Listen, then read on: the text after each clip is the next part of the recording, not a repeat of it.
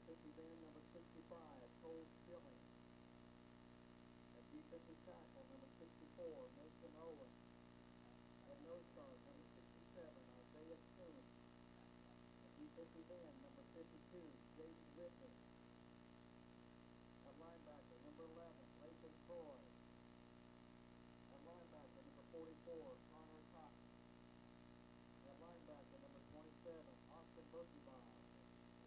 At cornerback, number 15, Hunter Dugan. At cornerback, number 88, Colton Colson. At free safety, number 34, Chase Park. At strong safety, number 17, Kendrick Harris. Bulldogs are coached by Brandon Boswell.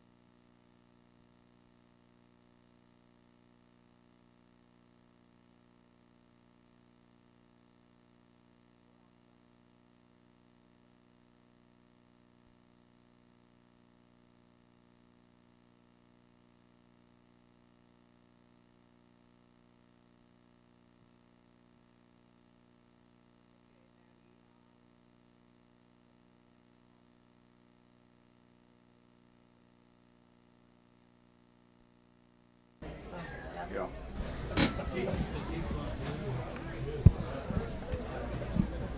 We're like 10 seconds.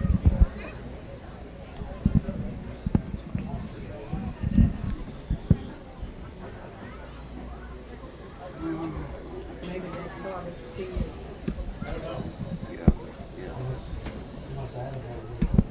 Always hope. Like Murray and It's going to be a fun night of football here at Eddie Allen Field in Princeton for the second straight year. The Trenton Bulldogs are playing the Princeton Tigers at Princeton. Trenton is a team that offensively trying to find their way a little bit and made great strides in that direction last week. Got the offense going after a couple of struggling Fridays and Saturdays in a 32-14 win over Putnam County. In Princeton, for the first time in over a year, picked up a victory. It was on the road, and it was against a Milan team that has good tradition moving into the GRC this year. That has Milan and Putnam County playing tonight over at Unionville with identical 0-3 records. So they're playing in their annual rivalry game here in week 4, and this could be, I don't know if it's going to happen or not. It's going to take some maybe wins on both sides and things like that, but it has the feel of Trenton Chillicothe from 20 years ago. You got small school from the north, you got the big school from the south. If Trenton wins this game 95% of the time, Tucker, I don't know if there's going to be a great rivalry, but all it's going to take is Princeton beating Trenton a couple of times. And I know the boys have been talking back and forth both sides of this, so I think that there might be a little bit of spice to the matchup tonight. Definitely location has something to do with a rivalry. I don't know if winning also has something to do with it, but location, especially in a rivalry like this, has a big thing to do with it, especially the teams know each other well. The boys go back and forth. They've played travel summer sports with them, so this should be interesting. We know this about Princeton. They've been rebuilding for about 3-4 years, Right. but they got great tradition. And I saw some Princeton games back in the 2000s where they didn't win state titles, but they were awfully close. And at the Class 1 level where Princeton is, it's going to run in cycles. Princeton's going to be down some years, and if Princeton is up, they'll be able to play with anybody, including Trenton in the Grand River Conference. How much up is Princeton after last week's win? We wait to find that out. We know this. Princeton's offense has three separate GRC coaches have told me, both kind of off and on the record this week, that they feel like he's the best quarterback in the conference after what they saw last week against Milan. Andrew Smith, he's going to get the football to start this ball game. This is KGOZ, Gallatin, Chillicothe, Trenton, Princeton. It's Bulldog football on Hot Country Z101.7 and KGOZ TV. We are on KGOZ TV. Logan Demsich is outdoors, no rain yet, running the camera. The opening kickoff of the ball game, booted up there by Mason Owen of the Bulldogs, and it's taken by Princeton. And the play was blown dead, and for the life of me, I don't know why. Taryn Clark caught it at the 25-yard line. We have a flag at the 40. Offsides against the Bulldogs. That's what it looked like. One of the Bulldogs was eager to get down the field, across the line of scrimmage before the ball was kicked. I apologize for saying that in a kind of questionary tone, because I guess I got to kind of go back in my memory bank. I guess that is a penalty where it's blown dead. Mm-hmm. So not the sort of penalty where Princeton returns it and then they get 5 yards at the end of the return. 5-yard penalty against Trenton. That is, well, you want to make the coach irritated. Go offsides on the opening kick. That'll do it right there. That's not a huge irritation. Maybe by the end of the night. I tell you right now, though, Coach Boswell on that far sideline, he's not happy. Because that's that lack of focus. Trenton in the visiting white tops, black pants, black helmets, white tee on the side of the helmet, and the gold stripe on the shoulder. There's another kick by Owen. He drives it down to the 14-yard line. With the football is Taryn Clark. He runs it to the near wing, and he's brought down at the 27-yard line. That was not Clark, I beg your pardon, but Tanner Kaufman on the return, number 80 for Princeton. Princeton has those clean-looking blue uniforms with the white helmets and the white numerals. We are, and if I miss a couple of the numbers, we're not necessarily as close to the field here as we are at CF Russell Stadium, but we have just as good of a view because we're a little bit lower with the look at the field here than we are at home. Right, it's kind of a nice view, kind of changed the pace for us tonight. Yeah, I didn't think we'd see the moon tonight, and with the sun setting, we got the moon overhead here in Princeton. It's, so far, a good night. Throw into the flat. It's a little lateral pass to the 25-yard line, then brought down at the line of scrimmage is the wingback for the Tigers. Making the catch there for Princeton was Cameron Giddings. Not bad strategy for Princeton. They're trying to get wide because Princeton, I think fair to say that if you look at offensive line for Princeton, defensive line for Trenton, that is a huge advantage for Trenton. So Princeton wants to get wide on the Bulldogs as much as possible. Right, Trenton has the O-line pretty well matchup handled. And Trenton has got healthy on that D-line this week as well. There's the snap. Smith has it, throws it into the flat, wide open catch at the 35-yard line, spinning to the 37. Is Blaine Milburn. Princeton has good size on those receivers. And what has the attention quickly of the Bulldogs this week is that Princeton can chuck pretty well. And we know for about 10, 15 years running, Chucker, we know what the weakness of the Trenton defense has been, and that's stopping the old pass. Forever that I can remember that the Trenton secondary has been a little weak. Looks like Princeton is trying to exploit that weakness here. Princeton with a couple of quick passes early on. It's 3rd down and 1 Tigers from the 36-yard line. Smith with a handoff, first down yardage to the 40-yard line, putting his head down and banging into a couple of Bulldogs is Taryn Clark. Clark gets a gain of 3 and a Princeton first down. Princeton will be moving the football from left to right on your radio dial, or from east to west, if you will, here at the north-south facing as we look at things. Eddie Allen Field on the south end of Princeton, kind of up on a plateau, or down in a little valley that's under the plateau of the school where the old football field was. As Twins go to the left side, here's the run by Smith. He's stopped and maybe got a half yard across the 40-yard line. There's a lot of, we'll get a big fancy dictionary word here, Tucker. There's a lot of undulation as far as the ground goes here on the south side of Princeton, because you have the big valley here where the new field is. The old field is where the elementary school was, and if you look to the south where we're looking back toward Grundy County here, there's a big dip down there too, and then it kind of goes up, but there's a lot of trees that we're looking at to the south. It's really a nice view. Yeah, driving up to Princeton, you're almost driving up a mountain. True, especially 65, 136.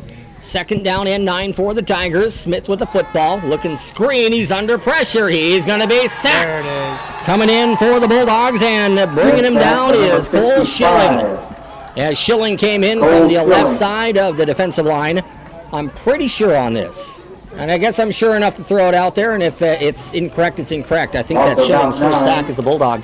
I think I'd have to agree with you. I can't remember anything. Last year, his freshman year. You weren't at the Lexington game. I don't think he had one that night. I don't believe so. That was a great job coming off that left defensive end by Cole Schilling. Well, didn't look like he was touched at all. He had a free run at the quarterback. It also puts Princeton in a bad way here. Third down and a long 18 from the 32-yard line. Twins both sides, starting from the gun here, flanked by Clark. To his right is Smith. Andrew with the football. Throws the ball down the seam, way incomplete. That looked to me, and it was guarded well by Trenton. It looked like Cameron Giddings cut in, and it looked like Andrew Smith thought he was running the fly pattern. It almost looked like a little bit of miscommunication from the quarterback and wide receiver, but you just got to see a huge throw by the quarterback there. Spencer Harris back deep to return this punt for Trenton. He's trying to figure out how far is his punt going to go. You're going to find out a little bit about the leg here of Taryn Clark. He's going to boot it away from his own 20-yard line for the Tigers. Clark with a snap. He's aiming it to his right. He missed, didn't completely miss the football, but a line drive. It rolls toward Harris. Picked it up at the 35, back to the 40. Jukes one man, but he can't juke a bunch of Tigers. He juked one man, and then I think he saw a lot of blue. He'll see blue in his nightmares tonight with Spencer Harris, because he had about 5 or 6 Tigers bearing in on him at the 39-yard line. It looked like he juked one guy, but then didn't have anywhere else to go. Unfortunately, the juke was nice, but he had 6 Tigers running at him, and he was against the sideline. Coverage for Princeton on that punt was good that play. Yeah, they used the sideline well. Lining up wide for Trenton here. What do we got going here? Air Bulldog. In the slot to the left, it's Cotton.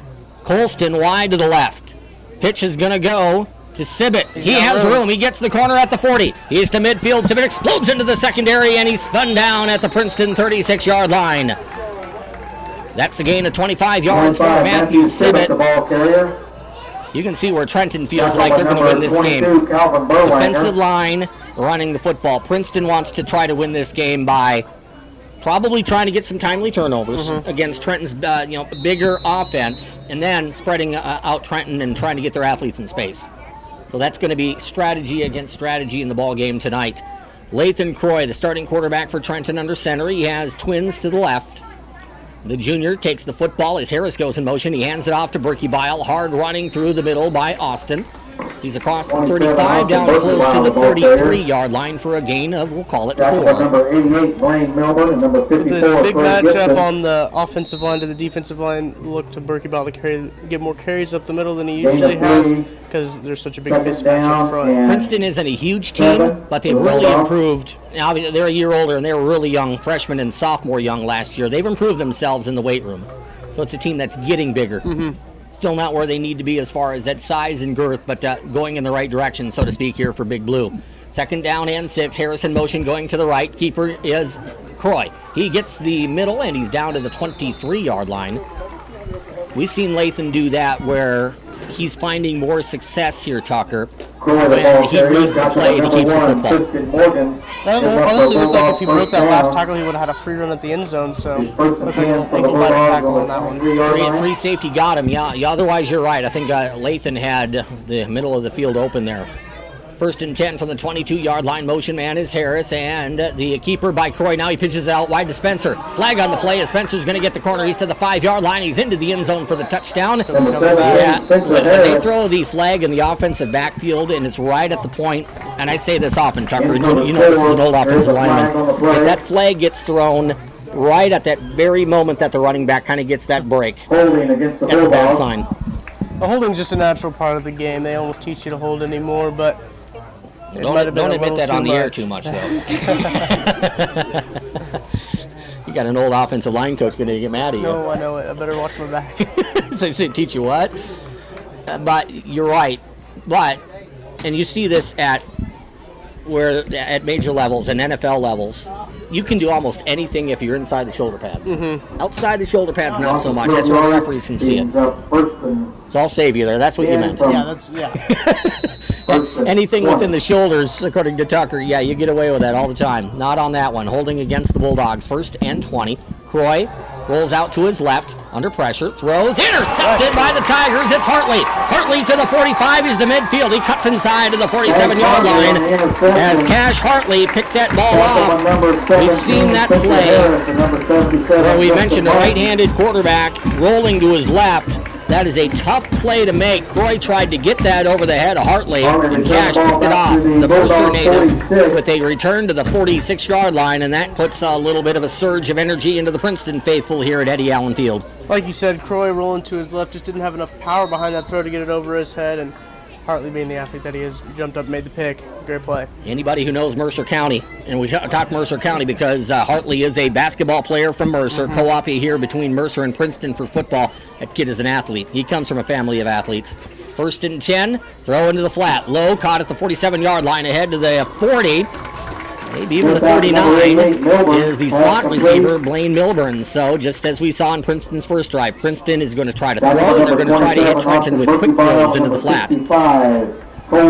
Starting to look like the outside of the secondary. You need to figure something out here. Yeah, it's hard to figure something out because we've seen this with spread formations. It's hard to get pressure on a guy if he takes one step and it's gone. Right, it's definitely hard for the defensive line to do anything like that, but looks like quarterback's going under center now. 2nd down and 4. Indeed, Smith is under center. Andrew with it. He hands the ball off and drilled in the backfield. Burwanger ran into Berkey. That might have been Owen there. They're calling it there, so we'll give Mason that tackle. But that was one of the more impressive defensive plays we've seen from the Bulldogs all season long. It almost reminded me of that Jadavion Clowney play when he was in the bowl game and he shot right through the line and knocked the guy's helmet off. Didn't quite knock his helmet off, but it was a good hit. Ooh, that was violent. Yeah, that was violent, but kind of a clean violent by old Jadavion.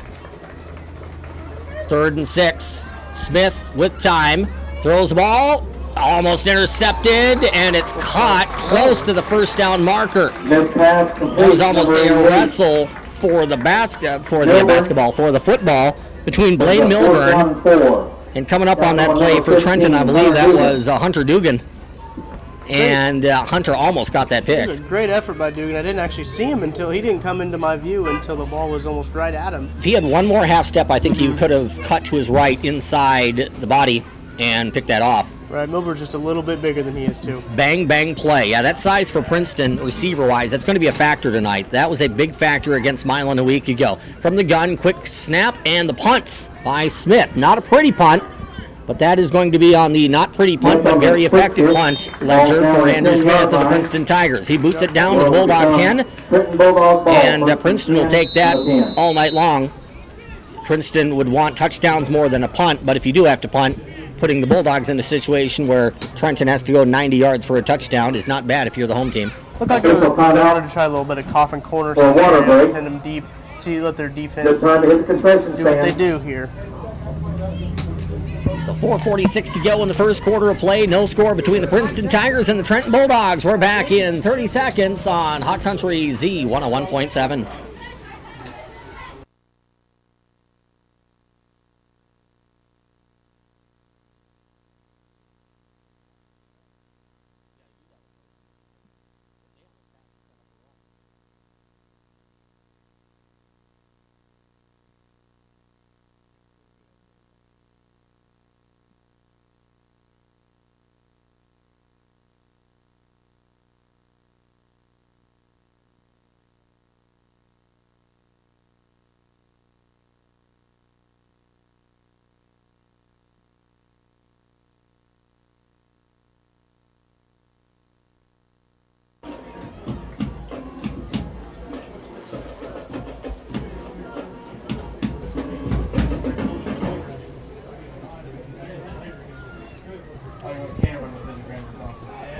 And the interesting thing, I was talking about this with the Princeton AD on the scheduling of this first year of the new look GRC East.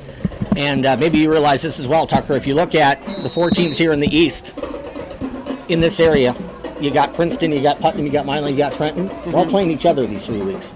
The teams out further west are playing each other, and then they kind of cross. Some of those cross games come the last 3 weeks of the regular season. So that'll be interesting. And certainly, Trenton wants to go to 2-0. Princeton wants the same. Here's a keeper by Croy, and Lathan is up to the 16-yard line. That'll be a gain of 5. And second down and 5 yards to go coming up for the Trenton Bulldogs. 4 minutes and 31 seconds to go in the first quarter play here from Eddie Allen Field. No score here between the Bulldogs and the Tigers. And clearly here the Bulldogs are the favorite in this ball game. A win for Princeton would be huge. Princeton has to feel not too bad being scoreless late in the first. Definitely a big momentum builder for them to set up a good opportunity in the second quarter. That win against Milan is huge. There's a run through the middle. Berkey Bile shreds a tackle at the 25, and he has room. Up the far sideline to the 40, and he might go. He's to the 40. He's to the 20, and you can ring it up. That is an 84-yard touchdown run by Austin Berkey Bile. And with 3:56 to go in the first quarter of play, the Trenton Bulldogs go to the lead by a score of 6-0. The way that Austin shedded that tackle about 5 yards into that run was impressive. Yeah, you knew he wasn't going to be stopped as soon as he shed that tackle, and he just seemed like he had some closing speed, if you could say, just to run right to that pylon. Yeah, I know. Let's see. Closing speed it wasn't. We'll say. That's more of a defensive term. Yeah. I know what he's trying to say. Breakaway speed. There you go. Yeah. There you go. Good work. I was trying to help out Tucker there, and I did the same thing that he did. He had some speed. So Berkey Bile went 46 for a touch, or I should say rather 54 for a touch last week. That was a lot longer than 54. 84 yards for Austin. Here's the kick by Mason Owen, driving it toward the east goalposts and through. Trenton leads Princeton 7-0. 3:56 to go in the first quarter of play. We're back in 30 seconds with the kickoff on Z101.7.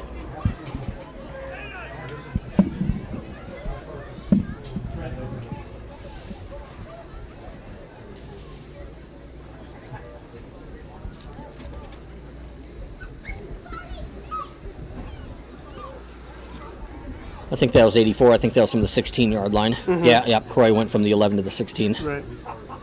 Makes it easy on the drive, too. 2 plays, 89 yards. No, yeah. About a minute.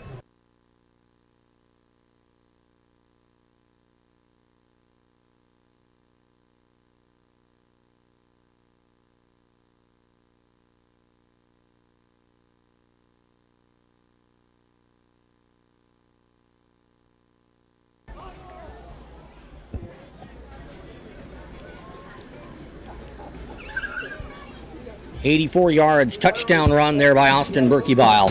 Give Austin some credit. He ran right behind the center. The center last year is standing right next to me, Tucker Franklin. How good is that when you look down the field, you see your running back, and you see his number running down the field like that? That's always a good feeling, but it's always better when you see the guy you're blocking on the ground and then your running back breaking away. Spoken like an old lineman. Say, I want the touchdown, but I want the pancake block as part of it too. That's like the double happy whammy dance. 3:56 to go, first quarter of play. Here's the kickoff by Owen. Offsides will be called there against the Bulldogs. That one was easy to say. Mm-hmm. I didn't see who the man was, but there was the Trenton Bulldog who was right next to Mason Owen, and he was about 2 yards in front of Mason when he kicked that ball. I don't think there was any doubt in the officials' mind that was offsides once again. That's a timing issue, isn't it? Yeah. You got to think that maybe either Mason might be slowing down, but you definitely need to practice a little bit more. Well, Trenton doesn't have a Seth Acton on the roster this year, who's maybe the best kicker that Trenton's had in the last 10, 15 years. Mm-hmm. So you're probably right in that the last thing you want to do, this is kind of like a golfer thing too, the last thing you want to do when you're golfing is miss the ball, and the last thing you want to do if you're not a really established kicker is miss the ball. So that's kind of where Mason's at. So he's probably telling his guys, I'm making sure I hit that ball square so we can go down there and make it. Just make sure you're behind the line. So we're going to try it again here. 10 Bulldogs line up, 5 left, 5 right, and there's the boot by Mason Owen. Drives it down to the 15-yard line, bringing it the other way for the Tigers. Cutting to the middle and dropped at the 29-yard line is number 80, Tanner Kaufman. So Kaufman returns it to the 30. 3:51 to go in the first quarter.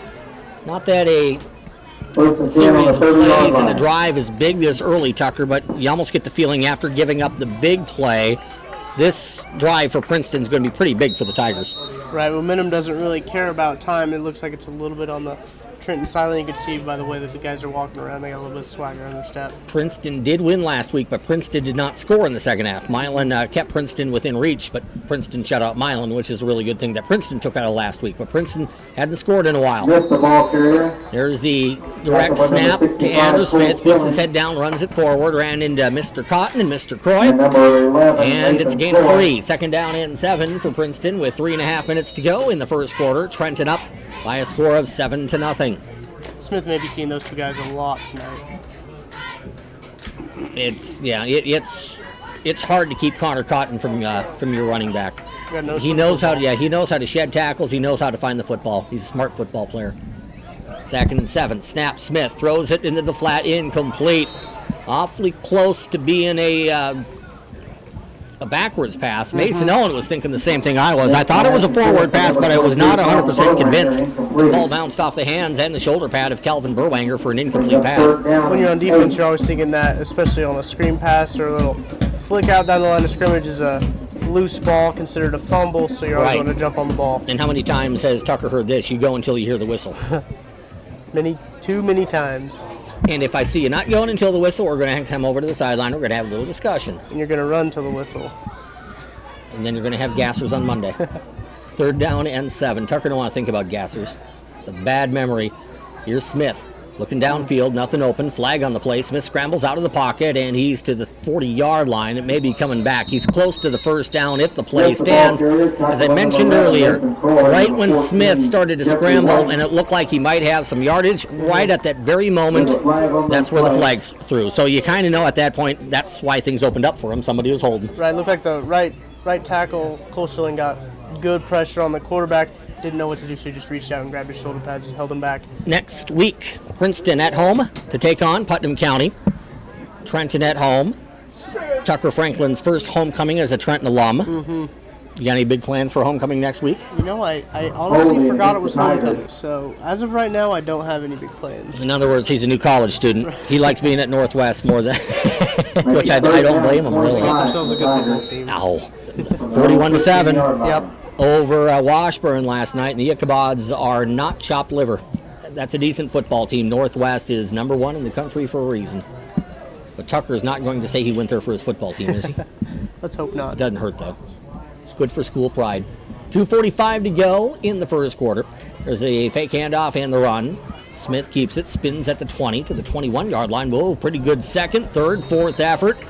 A bunch of Bulldogs get him down at that 21-yard line. Croy involved in that tackle.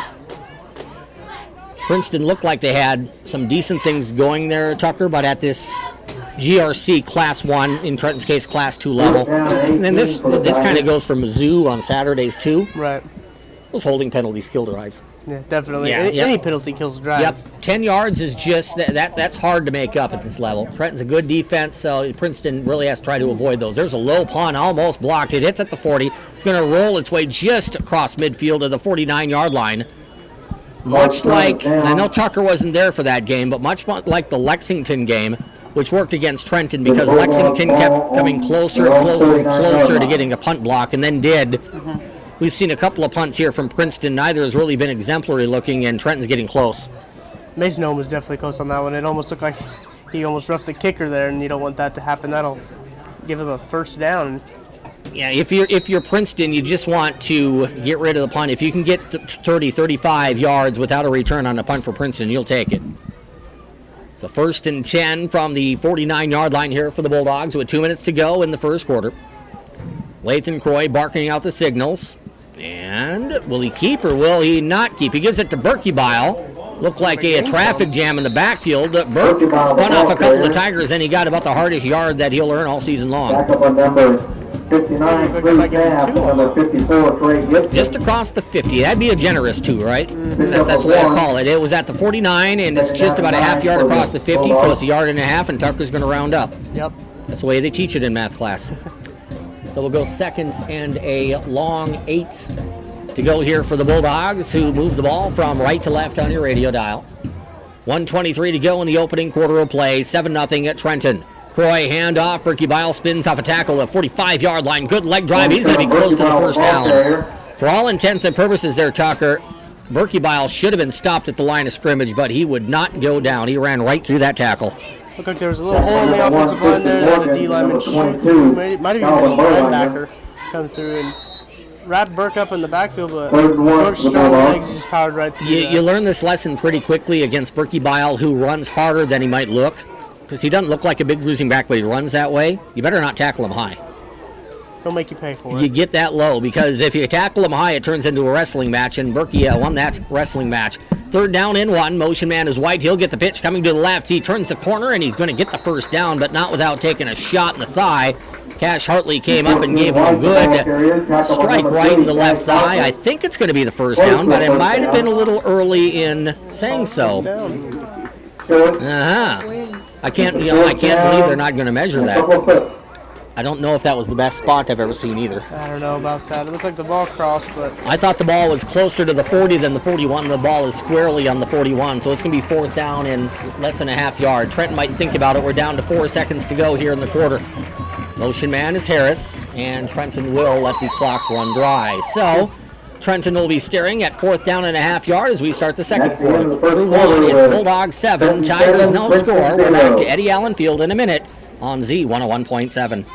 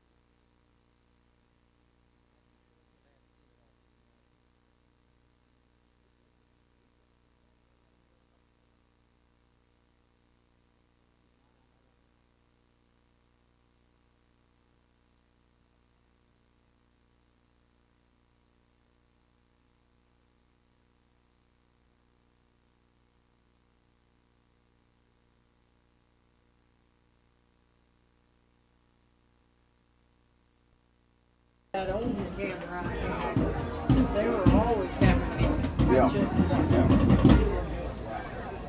But you know, usually the ref will ride. They're usually dead on. Once in a while. 4th down and inches for the Trenton Bulldogs from the Princeton 41-yard line. Tom Johnson along with him as we start second quarter action.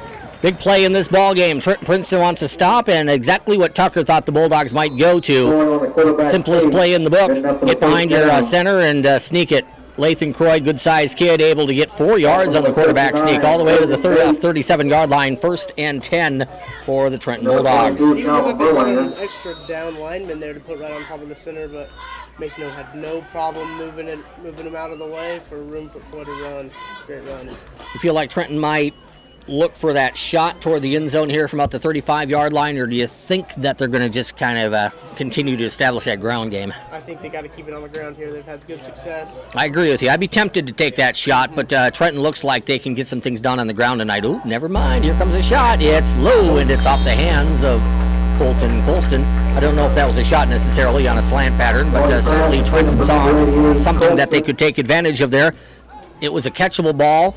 I'm sure that Colton would say, I should have had that one, and Lathan would probably say, I should have put that on his numbers. Right. It's a little low, but Colston still needs to come up with that. It looks like the corner Logan Hanson was actually playing deep off Colston, and it was a good idea to try the slant route there to get the first down. So it's 2nd down and 10. Also shows a fair amount of confidence when you go for a pass on 1st and 10 that you can pick up decent yards on 2nd down.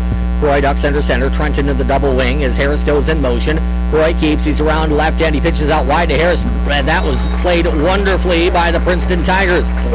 Princeton dragged down Croy. He got rid of the football. And then 3 Tigers played by Cash Hartley were there to bring down the running back. That's a loss of 2 yards, and now we'll see what Trenton goes for. Trenton could go for a run on 3rd and 12, maybe try to pick up 6 and 6 for the first down, or, I said this last week and it worked out well, maybe go to Connor Cotton. I think you take a shot here. Maybe go to Connor out of that tight end position. He's going to line up as the tight end to the right side, but Tucker saw it before I did. Flag on the play, dead ball, sideline warning against Trenton.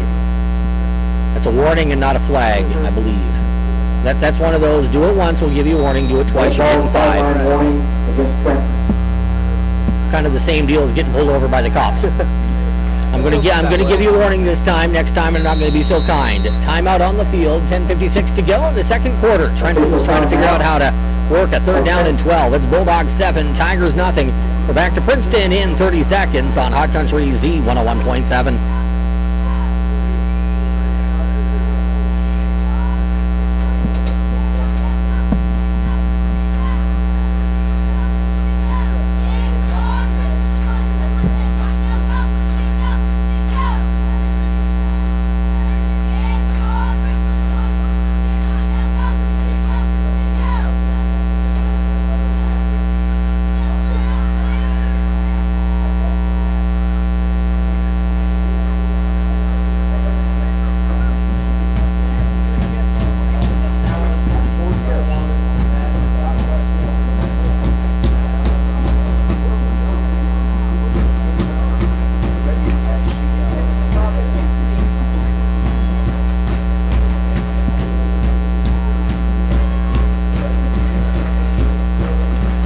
Trenton facing 3rd down and 12. What's kind of your hunch here? What do you think Coach would go for when you need to pick up a bulky yards? I think you go for a little streak route down the sideline and go for a little fade route here. Stop and go maybe to Colston. He's wide to the right. Pitch is going to go wide. Trenton's going to try to get White turn in the corner. He does. He said the 35-30. Cuts inside to the 21-yard line. That should be a first down carry of 15 yards for Trenton's Jeffrey White. Slow in getting up, but getting up okay for Princeton after that run is number 65, Andrew Burge. No flags on the play, and we'll see if it is marked for a first down, and how easily it was. Looks like it should be. For some reason, though, Trenton is not going to where the line of scrimmage is. That's, I actually misread that by 5 yards. That's 6 yards across where the first down marker was. That's a gain of, as it stands now, about 21 yards. That's why Trenton's standing back there. They're calling those holds on the edges here real close tonight, Tucker. That's another time where we saw Jeffrey White get the edge, and the referee saying there's a reason that the edge is kind of soft. It's quite interesting, actually, because I was paying attention to the blockers on that play, making sure there wasn't any holding, and I thought that I didn't see any holds there, but apparently the officials downstairs saw it otherwise. Yeah, and unfortunately in football, this works on both sides. Our opinion, it don't mean a whole hill of beans. And coaches would tell you the same thing. And we saw Coach Boswell and Coach Delano fired up after a couple of calls last week. You get fired up as you want, it really doesn't mean a hill of beans. You're probably not going to change your referee's mind. 10-yard penalty. It's now 3rd and 18 for the Dogs from the Tiger 45-yard line. 10:40 to go in quarter number 2. Princeton hanging in this one, giving up an 84-yard touchdown run to Berkebile in the first quarter, but nothing else on the scoreboard. There's a option, throw back to the right side, and that was not a pretty play. Croy kind of faked it to the left. He was going to throw kind of that screen pass back to the right, and Princeton had too much pressure, and the Bulldogs looked a little bit uncomfortable in running that play. So Princeton looks like going to get the football and get a stop as a couple of penalties there really short-circuited the Bulldogs' drive. It's kind of a strange drive for the Bulldogs to see if Jaden Whitney can flip the field position here and pin him deep. That was a new-looking play, too. I don't know if I've seen that one before. The fake pitch to the left and then the throw back to the right, and it kind of seemed like it was just kind of stuttery with its rhythm. Nice punt there by Trenton's Jaden Whitney. It rolls to the 20 and brought down at the 20 is Morgan's of the Princeton Tigers. He's a senior, one of the few seniors on this Princeton roster. Number 1, 6 foot, 170-pound athlete. 9:46 to go in quarter number 2. The score is 7-0. Trenton over Princeton. Haven't seen yet, and a Princeton wants to get a victory on the home field tonight, Tucker. The Tigers are looking for one of these. You're going to have to see Princeton have a big play offensively. Trenton has kept the big play out of the Princeton equation thus far. Trenton's defense is pretty good at keeping out the big plays. They try to keep all plays to short gains, and I actually haven't seen a turnover forced by the Bulldogs yet. Sad to see one here. 1st and 10 from the 21-yard line. Smith hands it off, not getting very far, and this has been the Achilles heel of Princeton for a couple of years running.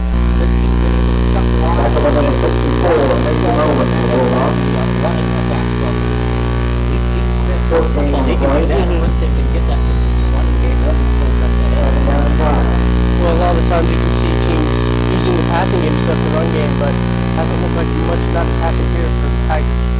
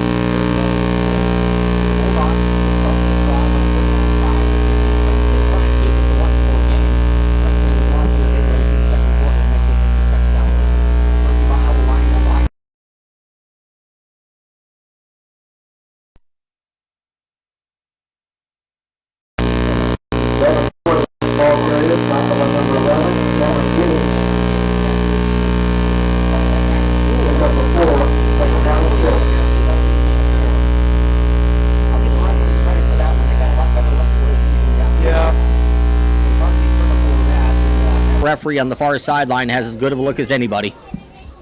So they said Croy was down at the 41. It'll be 2nd down and 6 with 8:10 to go in the second quarter. Trenton with twins near side. Motion man Sibbett.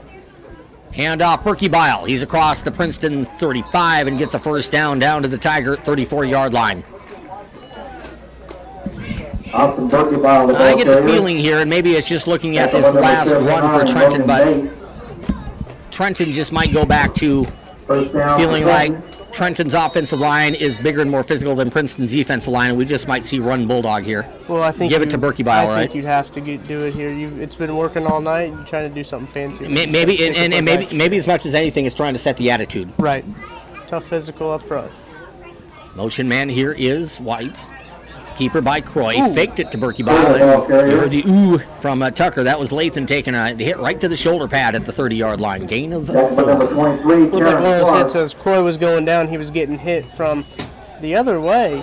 Whipped his head back. There was a little whiplash motion, but I don't think any malicious intent was involved. 7:17 to go now in the second quarter. It's 7-0 at Trenton. Chillicothe leading Cameron 14-0 after one quarter. And out in northeast Missouri from Clarence Cannon, Monroe City leading Louisiana after one quarter. 22-0. Those are the scores that we have at this point. Harris in motion, handoff, Berkey Bile through the middle, 25-20. Puts his head down, he breaks into the secondary, and he is gone. One broken tackle, and just like his 84-yarder, that time it's a 30-yarder for Austin Berkey Bile, who is now well over 100 yards in the ball game, and Trenton goes to a 13-0 lead. 6:56 to go in the second quarter. That was the type of run that I kind of speculated on that we might see Trenton go to on that drive. Just give it to Austin, maybe have Croy keep it a couple of times and try to establish that line of scrimmage. And it was good blocking, and Austin's running really hard tonight. One of my favorite expressions is ride the horse that got you there, and that's what Trenton's doing right now. Mason Owen trying to hit his second extra point of the night. Snap is good. Hold is down. Kick low end over end and no good. He spun that off the side of the toe. Wide right. 6:56 to go in the second quarter. It's Trenton 13 and Princeton nothing. More coming up in 30 seconds on Z101.7.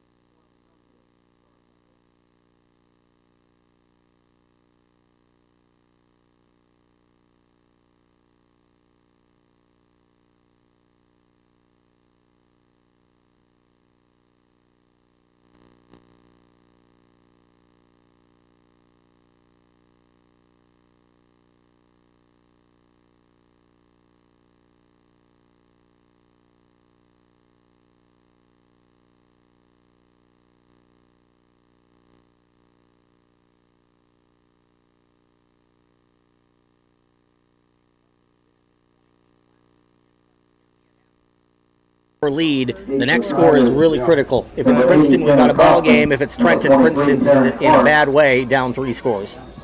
It'd be interesting to see here in this next drive how the defense responds. You know that they want to have the momentum going into the locker room, so we'll see what happens here. I don't know if it'll be true at the end of the year or not, but I think it's a possibility. I think Trenton could boast the best defense in the Grand River Conference. Certainly one of the more physical defenses that the Trenton Bulldogs have, and they have really dominated this game through a quarter and a half.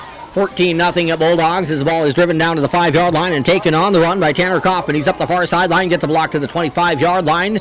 He skitters out to the 29 and then spun out of bounds into the Trenton sideline. Matthew Sibbett making the special team stop for Trenton.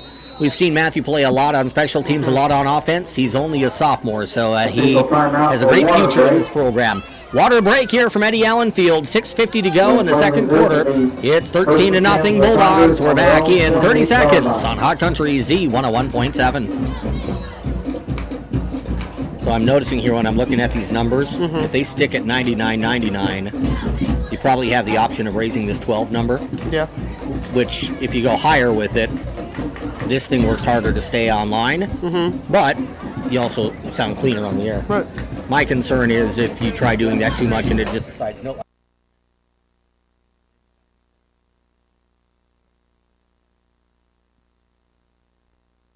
As is, but yeah. Center for Pirate games before, like on Saturdays about 3:30. Yeah. And there's not much traffic.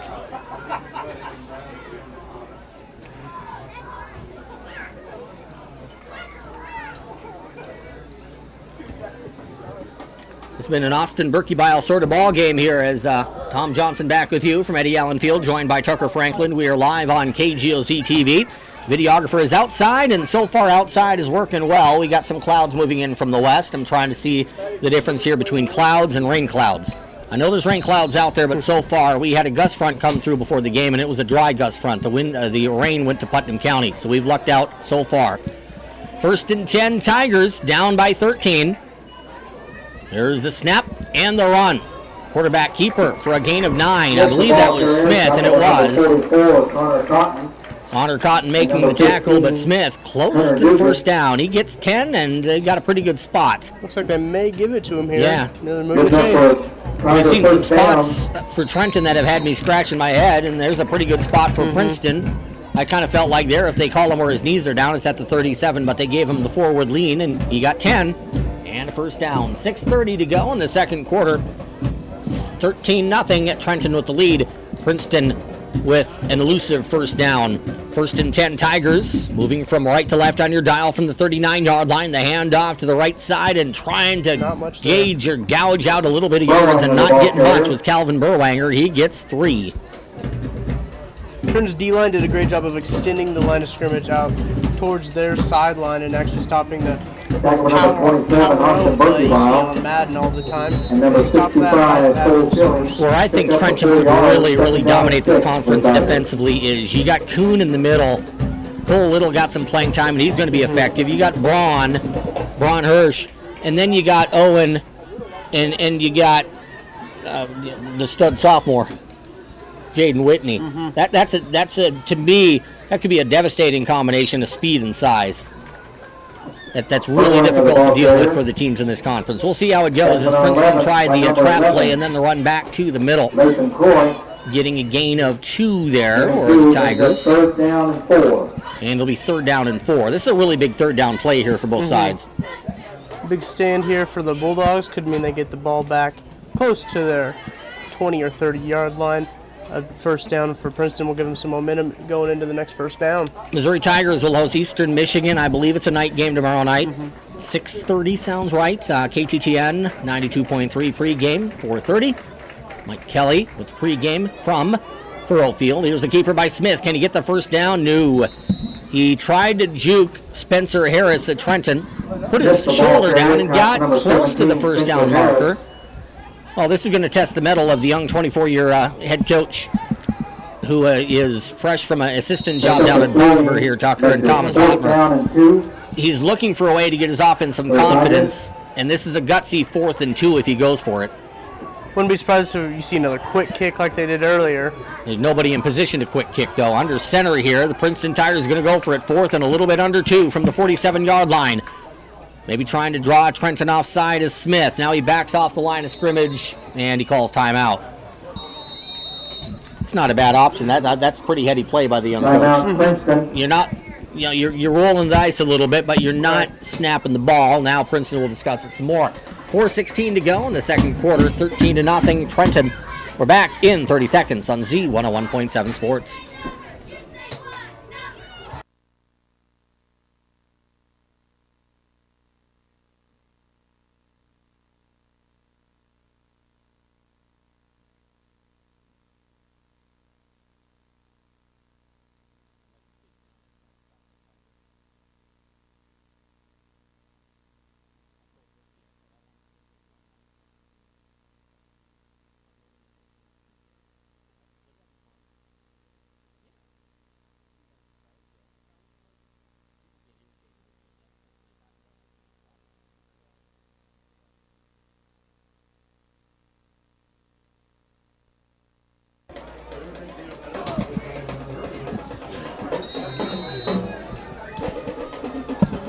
Princeton still going to line up to go for it here on 4th down and 2.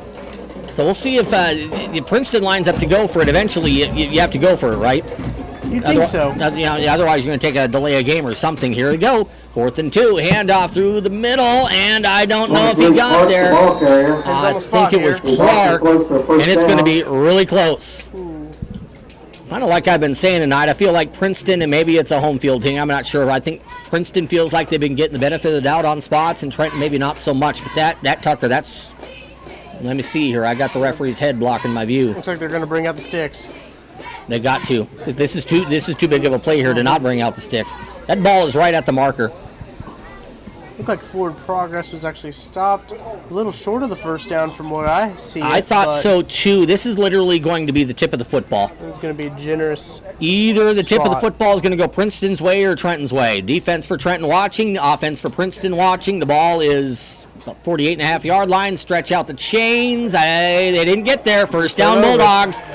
And that's about as close as you can get, Tuck. And the Bulldogs take over on down. I did think, though, to the naked eye, I thought the Bulldogs stopped him short. I thought it was a generous spot, but I didn't think it was a poor spot there by the referees. I thought they got it pretty close. The play looked like it was stopped short of the first down, but I was kind of in doubt with the spot of the football if they actually ended up getting the turnover on downs. 4:10 to go in the second quarter. The Bulldogs get a stop on downs.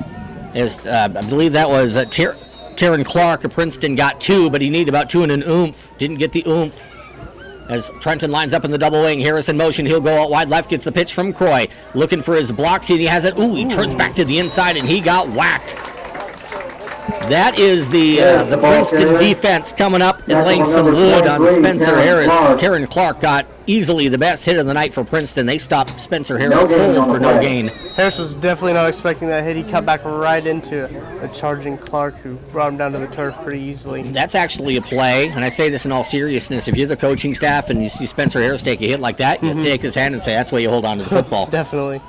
No fumble on that play for Spencer, and he, as I said, got whacked. Twins near side for the Bulldogs, moving from left to right on your dial with 3.5 to go in the second quarter. Motion man again is Harris. This time Croy will keep. He's behind his left guard and goes up the far sideline to the 35-yard line, knocked out of bounds, close to the 33.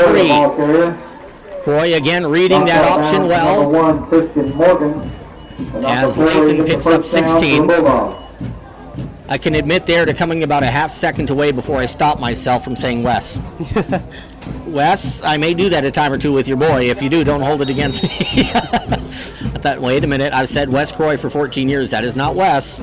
That is Lathan. He picks up 16, and the Bulldog first down. 3:10 to go in quarter number 2. Trenton leading 13-0, looking for a 3-score lead perhaps by the time we get to the locker room.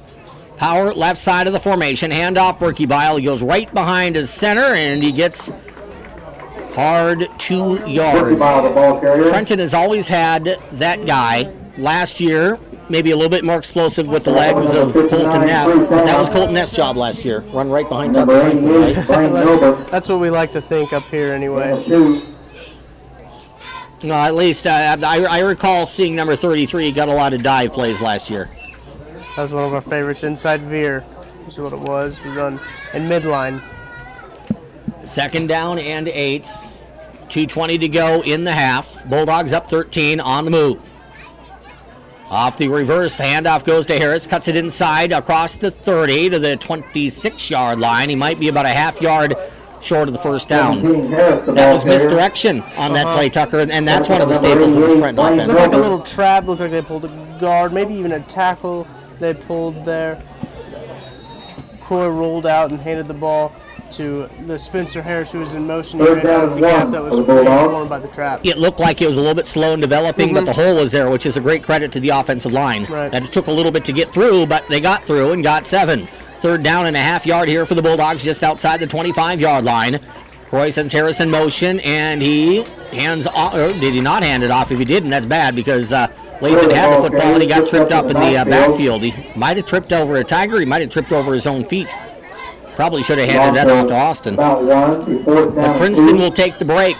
It's 4th down and 2 from the 27-yard line. Now, if you're Princeton, back to what we talked about with halftime last week, if you can get within a score, if you're Princeton, if you're the Tigers, that is wonderful. But calling a spade, if Princeton can be down by 2 scores going into halftime, it's not a terrible position for the Tigers. It'll definitely be a move in the right direction for this program. So this is a huge drive. Berkey Bile lined up behind Croy. Harris goes a little half motion, and now timeout is going to be called by Coach Boswell. 55 seconds to go in the half. It's Trenton 13 and Princeton no score. 4th and 2 facing the Bulldogs when we return to Eddie Allen Field in 30 seconds on Z101.7.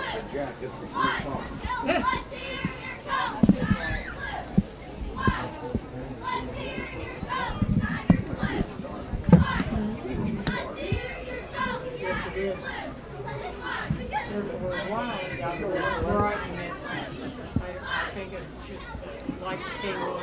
Don't forget to hit the concession stand. Yeah, see that stuff moving over there? Yeah. Randy just said it's 25 miles from Princeton.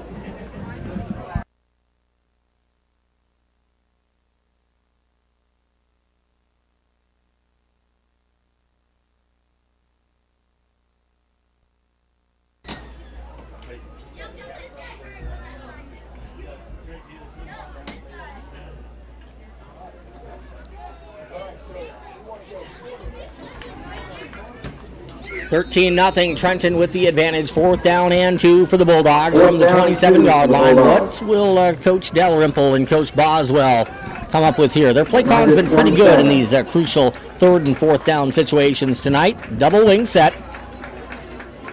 No motion on the snap.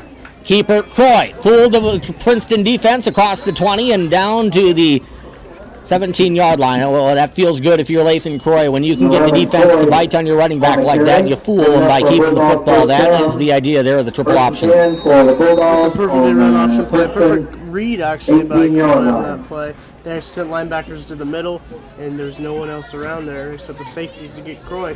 8-man score, King City over Pattonsburg, 24-0 in the second quarter over on the GRC Western side. Back to passes, Croy looking for the end zone. Doesn't throw it. Now scrambles out to his right. Cuts to the middle. Ooh, takes a shot and gets spun down at the 13-yard line. These Tigers are growling tonight on defense. They put some shots into the Bulldogs as that's Trey Gibson coming up, number 54 linebacker, putting a good shot in the leg of the Bulldog signal caller. Timeout Trenton, 21 seconds to go in the half. We're back in 30 seconds on Z101.7.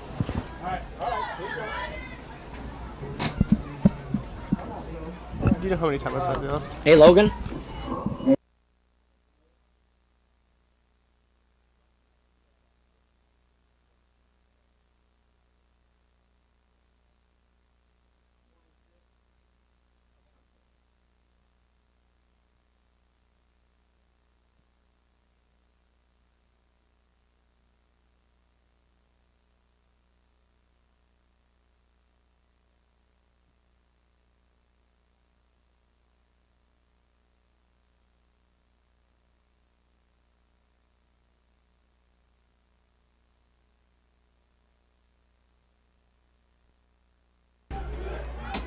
Goodness. I'm just told that we're about 20 minutes away. Rain moving in from the west to Princeton. I'll have to bring up my radar and check that out. I just saw a tweet from St. Joe, from Maryville. St. Joseph gentleman who does weather for KQ2, Mr. Mike Bracciano, and he says heavy rain in Maryville. So I don't know if we're going to get through the second half dry or not, Tucker. Cross your fingers. Seems like all it does in Maryville anymore is rain, so. Or get windy. Right. Yeah, that's the windiest place in Missouri you can find. Maybe Rockport a little bit windier. Second down and 5 for the Bulldogs. 26 seconds to go in the half. Motion man is Sibbett. Keeping the ball is Croy. Through the middle to the 10-yard line to the 5. Breaks a tackle. Spins. Jukes. Dives. A touchdown. Lathan Croy showing off some athletic ability. Made one man miss at the 5. Then spun, dove, and scored. With 20 seconds left to go in the second quarter.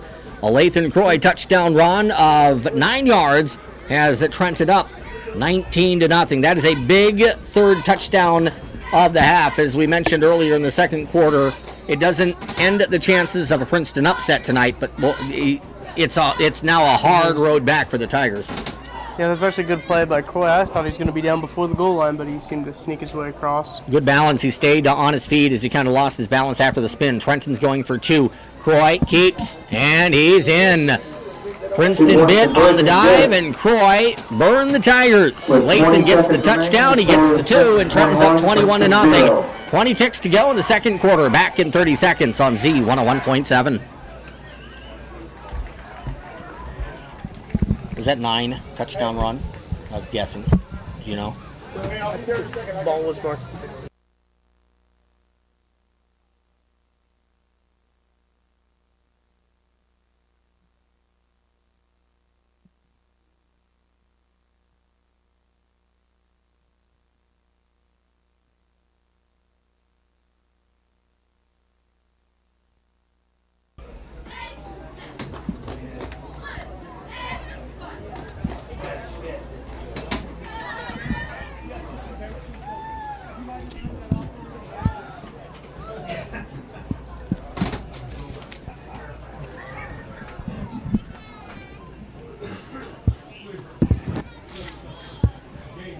interesting game here, Tucker. We can see by looking at the game that Princeton is a ton more competitive than they were on this field a year ago, but Princeton hasn't been able to offensively move the football consistently enough, and that's really a credit to Trenton's defense, which is really tough. Right, the staple of this Trenton team is the defense, and it's stepped up in this first half and shut Princeton out so far. Yeah, whenever I credit the defense with Coach Boswell, he just has a ton of confidence in this Trenton defense. He says that's what we're going to do. Yeah, he just that's their job, and they're good at it.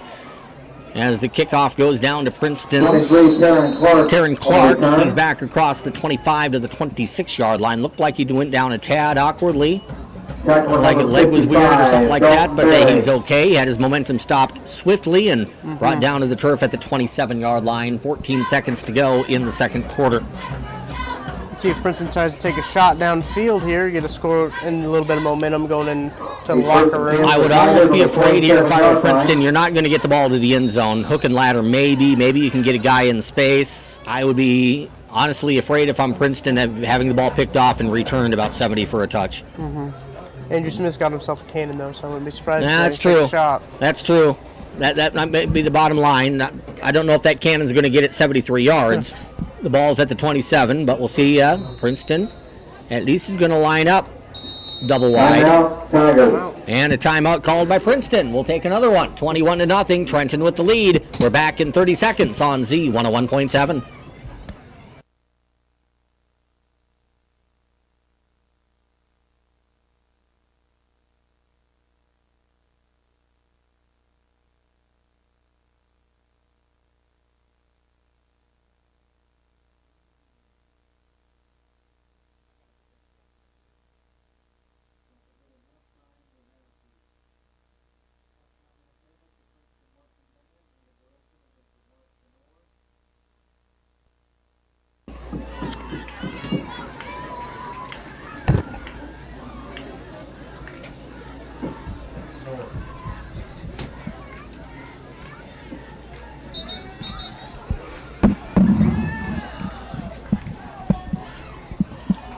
Tucker, I have a potential upset here. It's still pretty early in the ball game, but last week Gallatin trailed Maysville at the half 20-0. Tonight, Gallatin at Polo leading 21-12. Late second quarter. That would be a huge upset in the GRC. So we'll keep an eye on that one.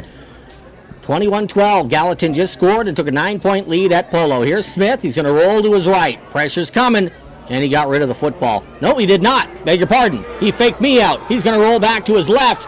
Stays on his feet. He's to the 20. Cuts to the 25-yard line.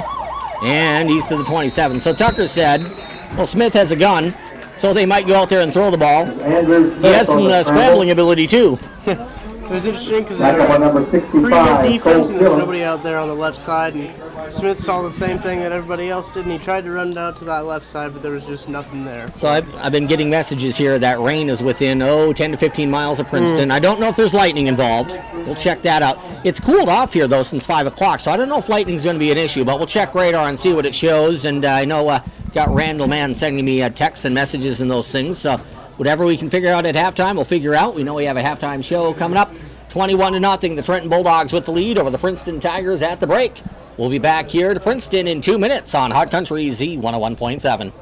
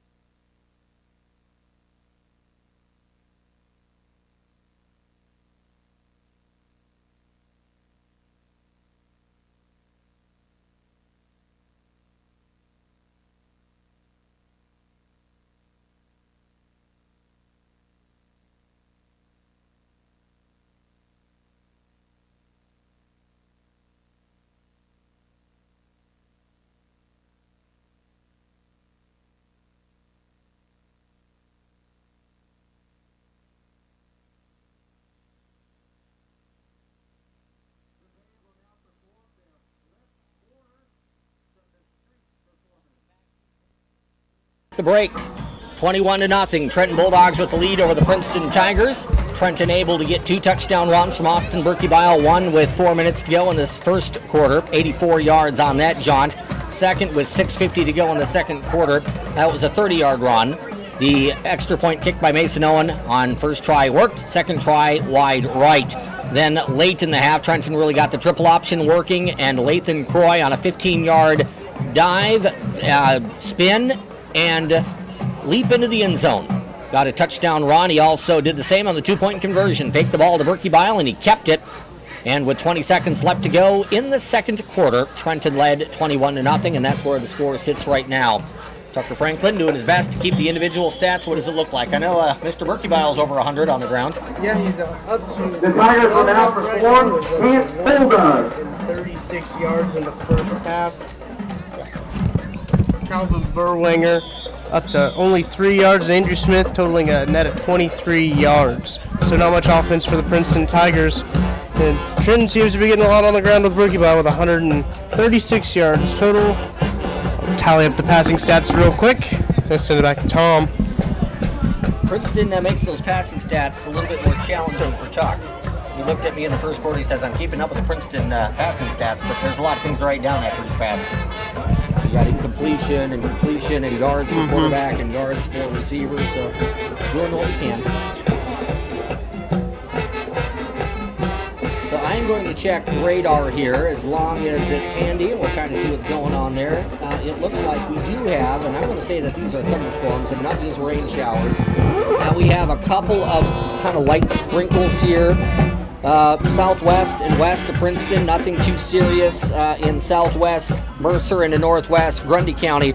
The heavier stuff, there's some moderate intensity rain that is north of Bethany, just to the west of I-35. There is a big-time, loud, nasty thunderstorm in Maryville, and there's another big-time, loud, nasty storm in St. Joseph. It's all kind of moving to the southeast, and if it is moving east, Princeton might be in some trouble as far as, getting the rain. So we'll maybe get some movement to that, but that's kind of what it looks like right now. For the time being, Princeton's dry, but maybe not for the entire night. 21-0, we'll take a break, and we have our halftime interview coming up as we send it back to the studio. It's 21-0, Bulldogs with the lead after the half, looking to go to 2-0 in the GRC. We'll hear from a Lady Bulldog head coach next on Z101.7.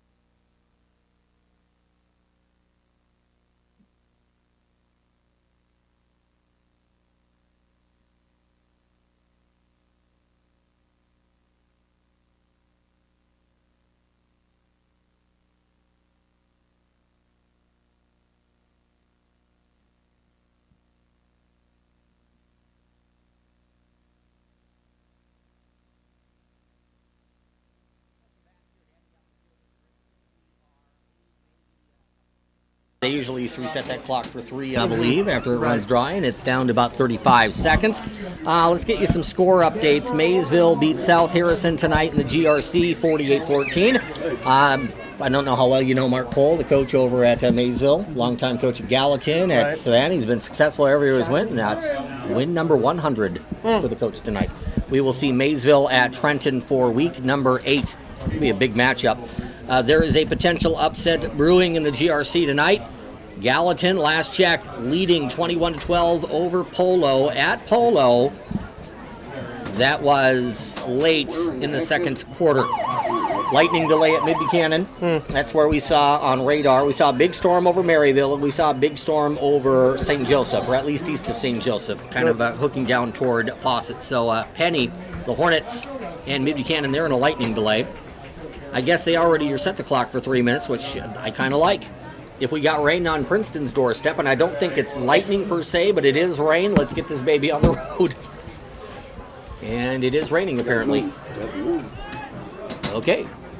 I don't feel it, but that's maybe not the worst thing in the world either. Looks like Princeton's lining up in an onside kick formation almost. Trenton does have 5 close, and then they line up 2-2-2, about 10 yards apart. So Trenton is at least watching for a potential onside kick. And it's a ground ball kickoff there by Princeton's Miriato.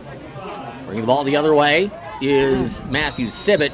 Good yards for Sibbett, and as he made his way through the heart of the Princeton special teams, he got whacked down at the 41-yard line as we have a Bulldog down here at the 37-yard line. Looks like Sibbett almost had a seam he could take it all the way. So the sophomore didn't quite see it. If that will evolve through time. This is KGOZ, Gallatin, Chillicothe, Trenton, Princeton. We have a Trenton Bulldog injured on the play on the kick return. 11:55 to go in the third quarter. It's 21-0. Bulldogs over the Tigers back in 1 minute on Z101.7. I didn't get a number. Do you see who that is? I didn't see it.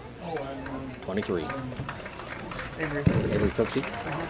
If you're listening here, Maddie, make this a 30 instead of 60. Make this 30. Thank you.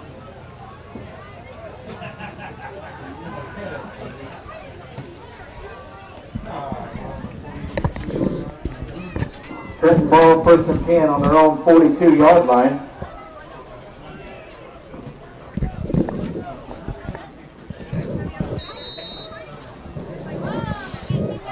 This is where you hope there's not a touchdown. Right. Trenton with the football, first down and 10 from the 42-yard line. Here is the keeper by Croy. He's through the middle of the 45-yard line down to the 46. You're watching Bulldogs and Tigers live from Eddie Allen Field, south side of Princeton, Missouri, in Mercer County, on KGOZ TV. Pick up a 5 on the play. We'll rejoin the radio broadcast here. I thought we had a minute or so for the radio broadcast on the injury timeout. We only had 30 seconds, so that's my bad on the radio side.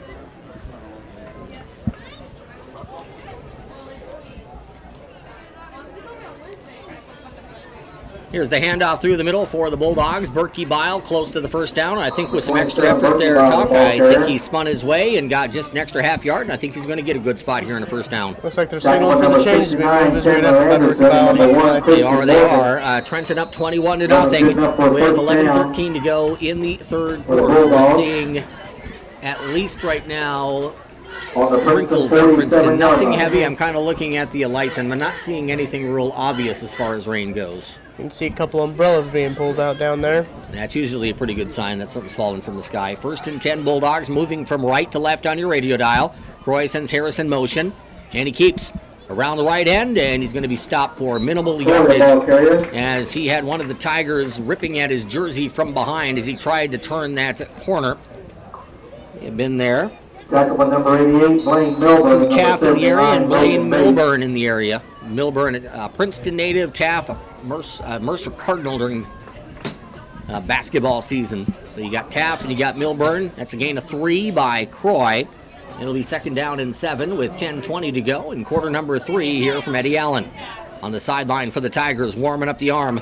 Warming the gun here is Princeton hasn't yet had the ball in the third quarter. Smith. Here's Croy. Passes. Low pass. Caught, I believe, at the 35-yard line. Good job there Saw him drop an earlier low pass that was not real well thrown by Croy. That one was not real well thrown by Lathan, but Colton Colston went down to dig it out, Tuck, and he gets a first down for the Bulldogs. Looked like about a gain of 11 or 12 there. Colston did a great job getting his arms underneath the ball to keep it from bouncing on the ground and complete that pass. Again, last check our radar, there was rain generally west of Princeton. It may split. The heavier stuff, Princeton, some going south, some going north. Going to keep an eye on it. Heavier stuff was Maryville, one storm, and east-south of St. Joseph, another storm. That's where it's really storming right now. Here's Berkey Bile through the middle. A hard, charging Austin Berkey Bile run. He had right about 139 yards and a couple of touchdowns at the half. That time he will pick up 4, maybe 5 right in the middle of the Princeton line. He's down to the 32-yard line, and that will make it second down, and we'll go about 6. Pick up a 3.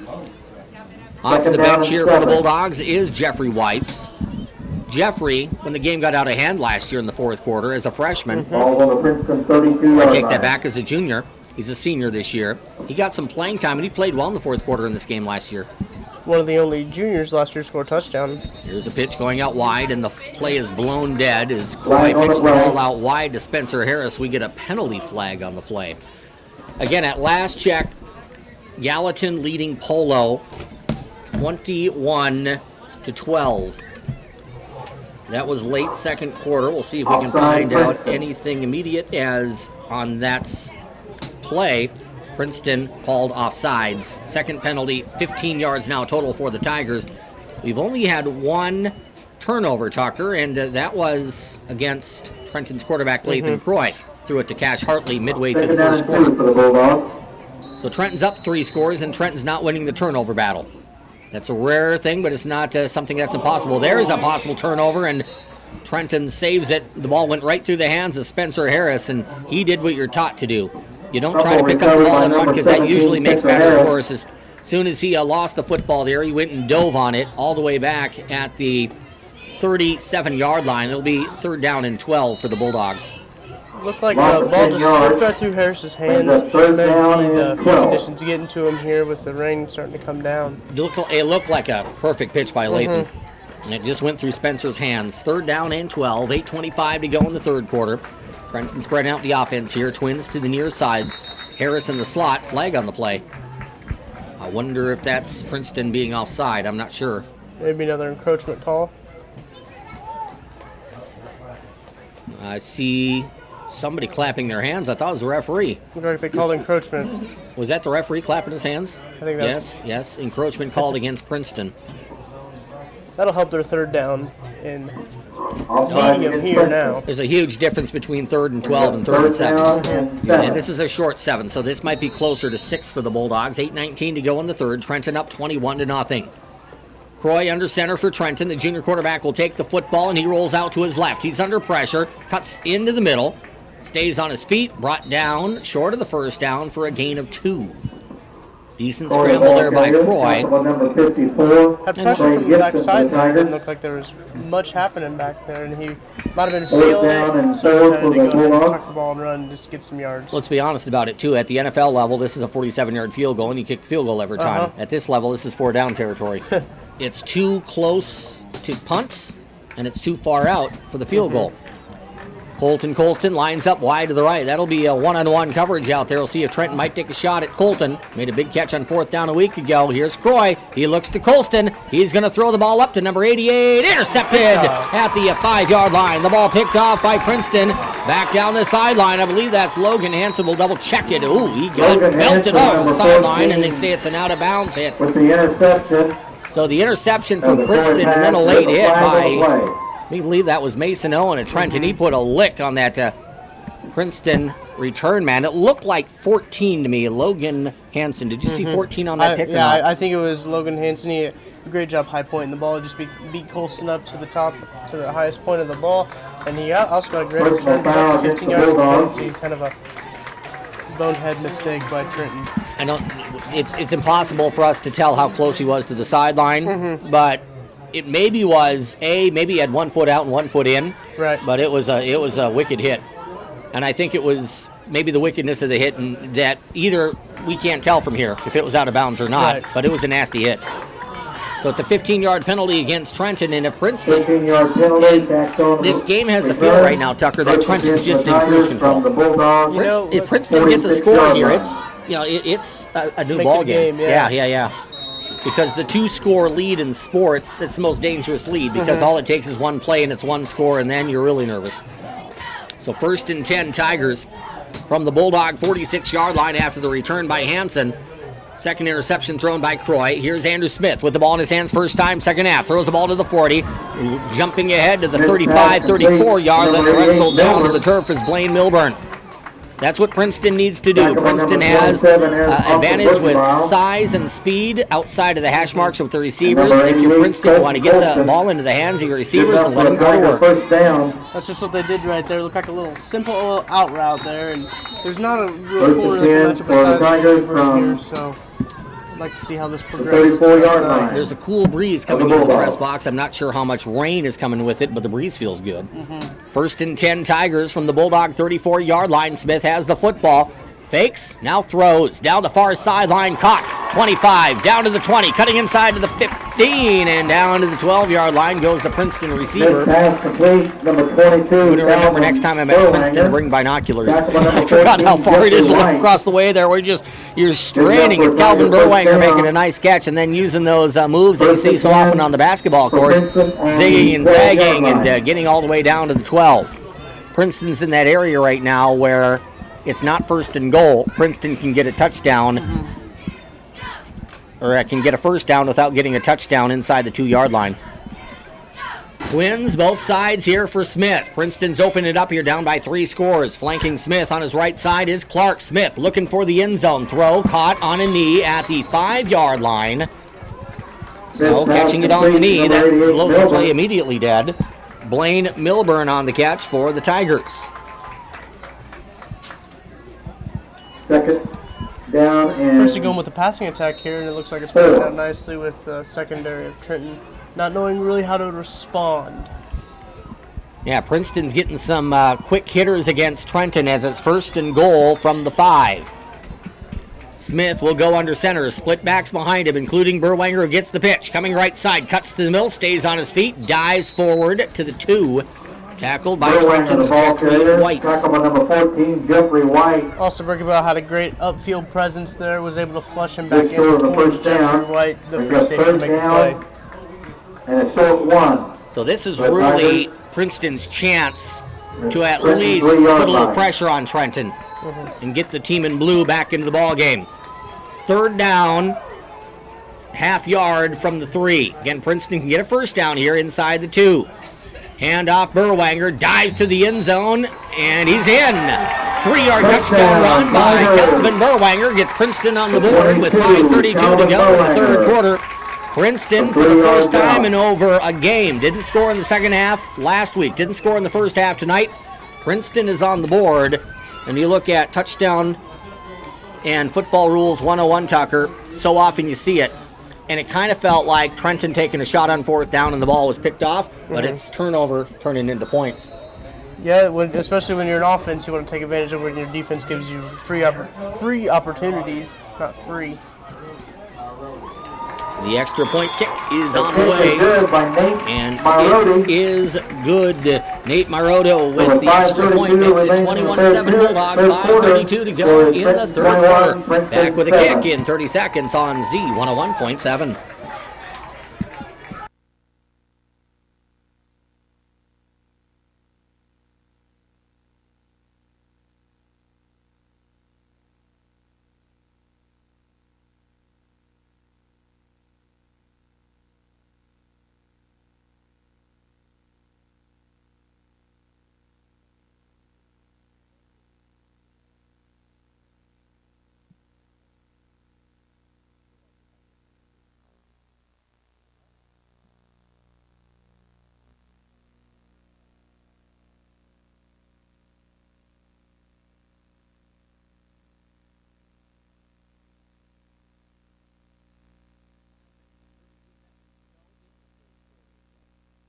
To 7. Just some points here for Princeton, Tucker. Immediately it gives this game a different feel. It definitely feels like the momentum is shifting towards the Princeton sideline. Trenton came out a little flat in that second half defensive stand, and see what happens here. The kick is back to the 10, to the 5. It's going to roll toward the end zone. Boy, it barely got to the end zone. That rolled literally to the goal line. It's a live football. Spencer Harris was assuming that ball was going to roll to the end zone and got caught up in the grass, and it took one last kind of turn of the oblong ball, and it landed right on the chalk line at the end zone. So Trenton caught a break there. And the Bulldogs will start first down and 10 from the 20-yard line. Water break time. We'll take a minute timeout. It's 21-7. Trenton back in a minute on Z101.7.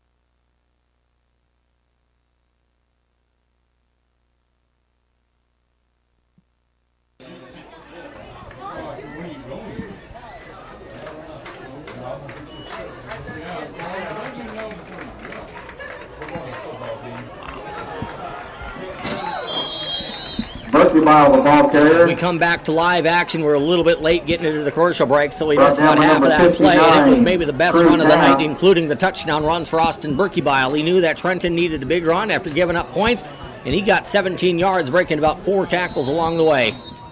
Great push by the offensive line, too, to create a hole for him to run through, and Berkebile just did the rest of the work there. 17 on the carry for Austin. First down and 10, Bulldogs. 5:10 to go in the third quarter. Trenton up by 14 points. There's a tackle at the line of scrimmage, maybe falling off the tackle for a yard is Berkebile. Tackle made by Princeton's Crew Taff. Tackle by number 59, Number 59 on the tackle there for Princeton. We'll give it maybe 2. It'd be a generous 2 for Austin, but we'll give them 2. 4:48 to go, third quarter of play. It continues to be an overcast night with a couple of sprinkles here and there here in Princeton. Nothing of the really heavy variety. That's remaining in Northwest Missouri for now. We're hopefully getting this game in and then having it rain overnight. That'd be wonderful. Here's a pitch out wide and tackled in the backfield to be Matthew Sibbett. The front line broke down for Trenton, and the best defensive play of the game for the Princeton Tigers is made by Connor Cohen. Number 69, I beg your pardon. Who made it? Oh, Chandler Anderson. I saw 68. It was 69, Chandler Anderson. The junior made a big-time stop for Princeton. That's the type of defensive play that's just going to keep momentum going. Right, and then this pushes Trenton back to about 30-yard line. 3rd and 15. Longer than that. We'll call it 3rd and 17 for Trenton all the way back to the 30. Motion man is White. Croy hands it off to Berkebile. Out to the 35-yard line, spun down at the 36, so Berkebile gets 6. That's a very much conservative play call by Coach Boswell, which is pretty much him saying, I don't like my chances of getting 3rd and 17.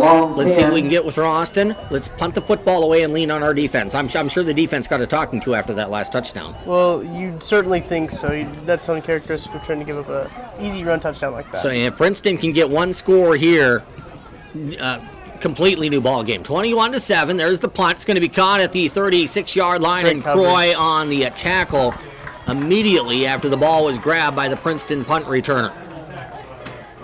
All the way, that was good play all the way around. I honestly thought there was a fair catch called, so it kind of surprised me before it wrapped him up. But as soon as the ball hit the returner's hands, Croy was all over the top of him. Yeah, and he didn't get within the halo. Nothing with the halo is you got to give him a yard to catch the ball. Croy stayed outside of the halo. Giddings grabbed the ball, and Latham was all over him. So this is really the big critical mark of this ball game. Can Princeton get within one score of Trenton, or will Trenton get the next score or get a defensive stop here? 21-7 Princeton. In the gun is the junior quarterback Andrew Smith. Snap's been perfect all night. He's looking left, nothing there. He scrambles out of the pocket, makes a man miss. He's to the 40-45, races to midfield, and he's into Bulldog territory to the 44-yard line as Smith on a scramble picks up 18 yards and a Princeton first down. That was the story of the Milan game last week. And we saw the speed there from Smith. Milan couldn't get to Smith. Kind of frustrating for Milan people.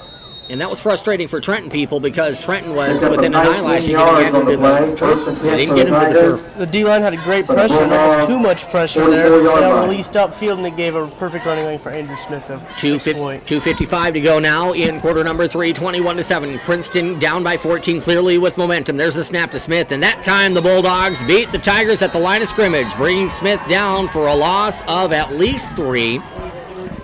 We'll see where Ford Wyndham gets him. It's certainly going to be a loss, and it's going to get the football right almost splitting the 45 and the 50-yard line. So we'll call it 47.5-yard line, second down and 13.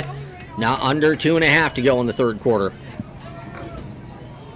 Looked like a design run for Smith right there, but the Bulldogs did it perfectly with the D-ends and Isaiah Kuhn coming right down the middle. Princeton will line him up, trips far side, double near side. 5 in the pattern. Smith with the ball. Looking downfield, not open. Scrambles out of the pocket, flag on the play, and Whitney has him back at the 40-yard line. Unless that's a face mask, Tucker, I got to think that that's a hold or an illegal hands to the face or something against Princeton. It's a hold against the Tigers. Yeah. They threw it in the area of Isaiah Kuhn. I actually watched Kuhn on that play. He drove his man straight down into the ground to get to the quarterback, and it looked like that the center just held on to him just so he would not get to the quarterback. Like I've been kind of talking about this drive, and the Bulldogs are going to not accept that penalty. They're going to take the sack instead by Jaden Whitney. The Bulldogs are going to come with fire because they just gave up a touchdown. That's, the other coaches, I'm sure, got into the Bulldogs a little bit, and Princeton has momentum. If Princeton scores, it's a one-score game going to the fourth quarter. This may be the biggest defensive opportunity for the Bulldogs thus far this season. It actually looks like they're adding more pressure to the quarterback to prevent him to have time to throw those easy passes. Again, trips far side here for Princeton. 5 on the line, 5 in the pattern. Smith throws the ball into the flat. Ball dropped. Dropped out there at the 36-yard line. Unable to bring that in as it hit him in the knee was Taryn Clark, and it'll be a fourth down here for the Tigers. Well, Schilling, once again in the backfield, had great pressure. He threw a hand up and almost got a hand on that ball. Best game that Cole's had as a Bulldog. I'd have to agree with easily that. Tonight. He has been in the backfield a lot. Hot dogs are $1. Must have been $1 getting dog. some coaching tips from old Scotty Stevens and Coach Sager over there. Good shout-out. I like the shout-out. Scotty and Dave. I almost said Coach Coffee, but then I realized he wasn't back. He wasn't over here. No, anymore. you are right. Fourth down and a long way. Fourth down in Ravenna here for the Princeton Tigers. 1:43 to go in the third quarter, and Princeton calls timeout. It's 21-7 Trenton on KGOZ, Gallatin, Chillicothe. We're back to Eddie Allen Field with more football in 30 seconds. Yeah.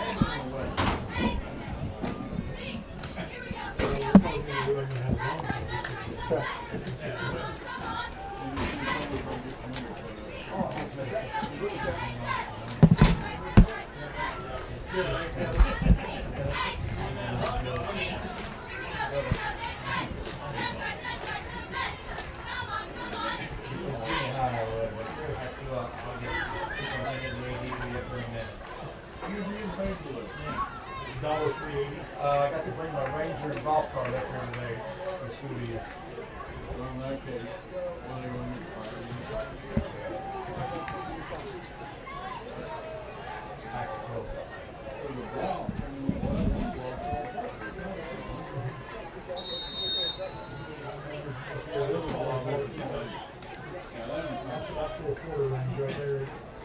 Punting situation here. Taryn Clark to boot it away for Princeton. One step, and he kicks it away to Harris. Off a bounce. He has it at the 25. Has room at the far sideline to the 45 and dropped. Oh, I was premature on the 45.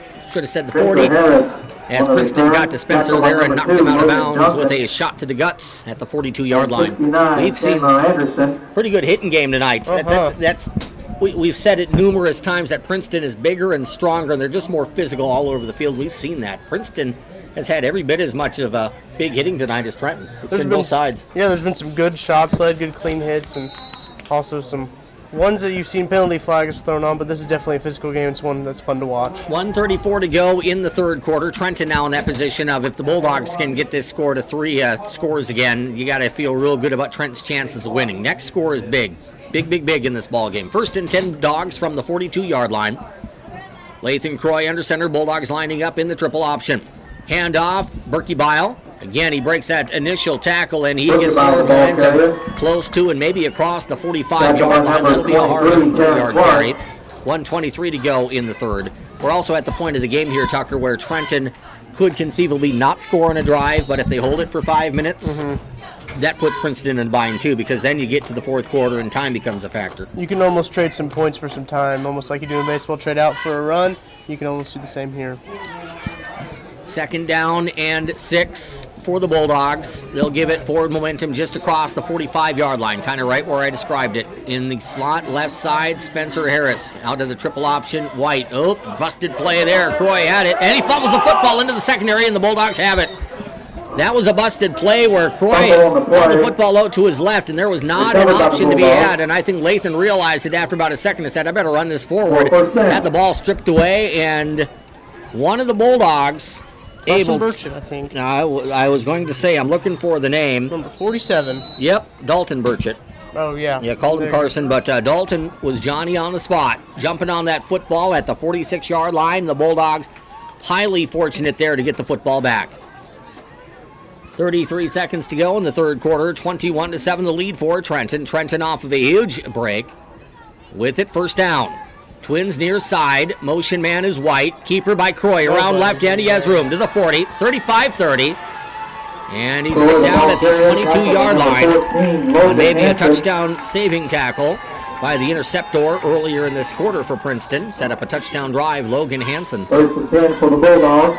Looked like he perfectly fooled the defense with that pull. I was watching it all the way, and I had a feeling that Lathan was going to pull because I saw safety suck in, the corners sucked in.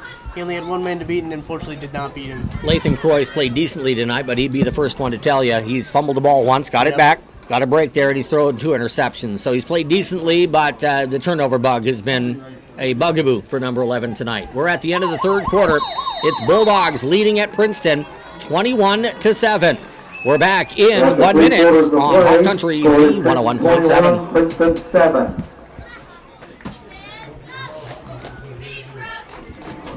Don't forget the dollar hot dog.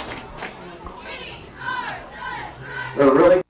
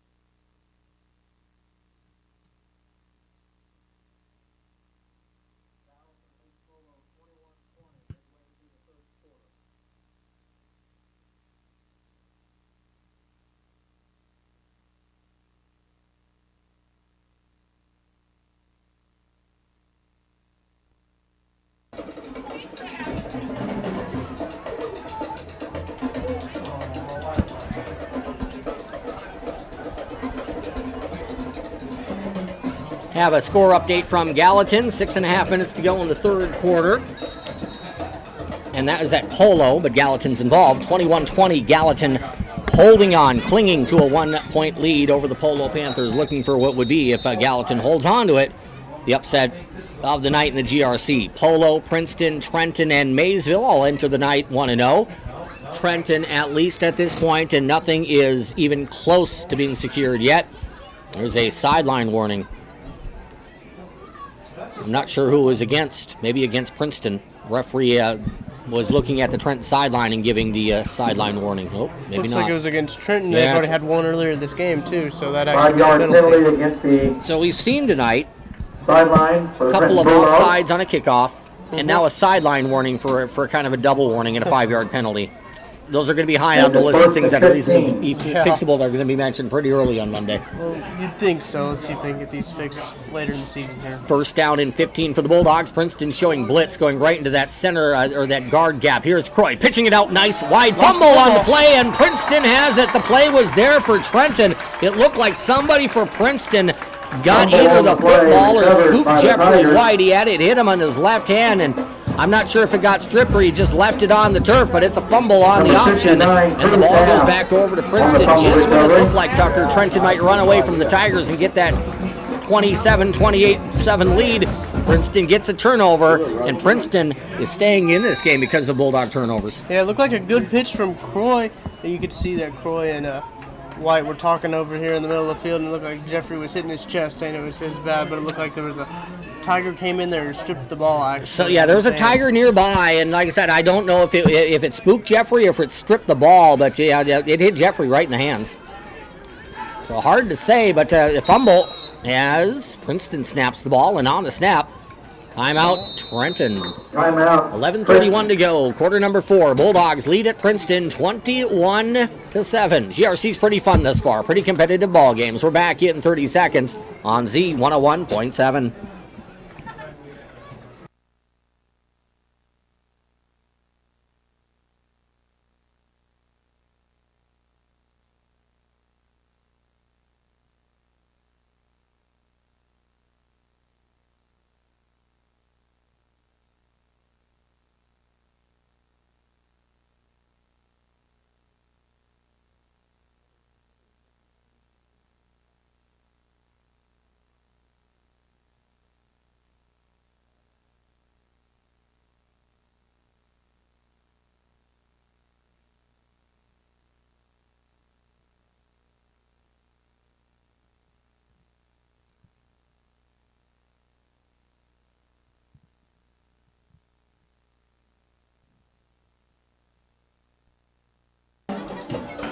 Well, Polo continues to be challenged, but now the Panthers have retaken the lead just within the last 5 minutes. A touchdown, a 2-point conversion. It's now Polo 28, Gallatin 21. First and 10 to go here for Princeton. Throw into the flat, incomplete. Princeton was trying for it. It's not a bad idea there. Princeton ran 2 players wrong, and they tried to run Cameron Giddings on the slant. And if it hits Cameron, you could see that with the possibility of hitting the slant and then hitting the seams and going right up the field for a touch. But it was thrown out ahead of Cameron. The timing was not good. The throw was not good, and it's an incomplete pass. 21-7. Trenton kind of feel like the Bulldogs are holding on a little bit here. A Princeton touchdown would put a jolt into these Princeton fans and really get Big Blue Nation excited. There's a pass into the flat, incomplete.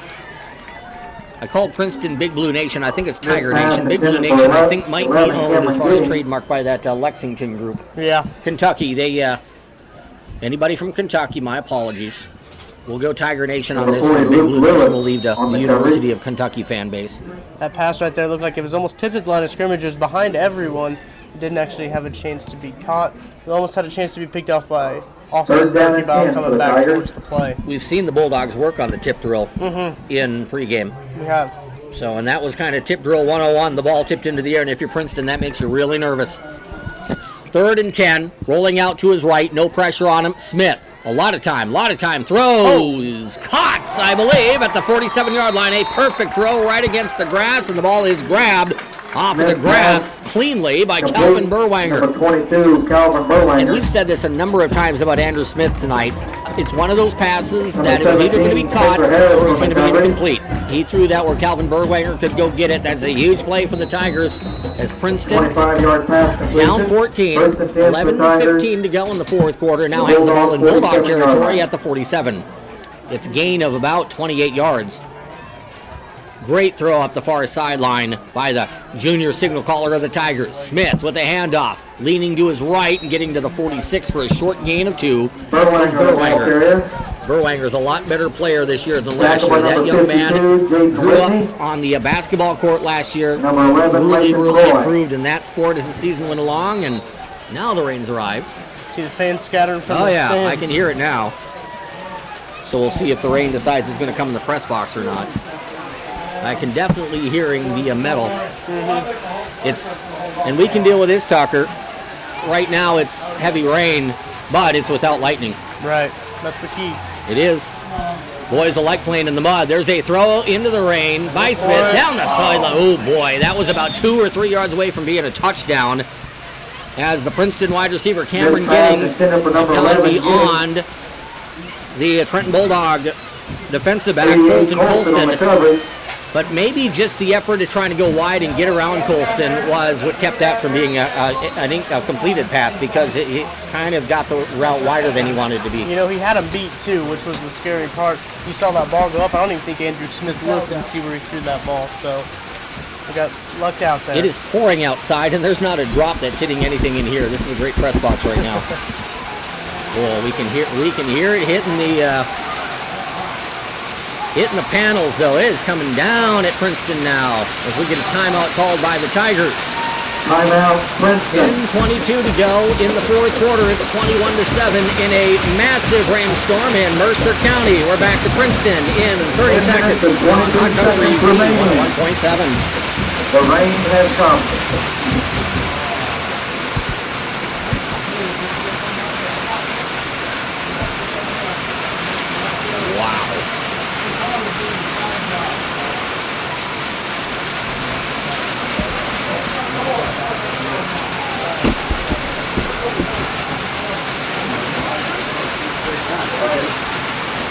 Logan, you filming or no? Are you filming over there? You guys are doing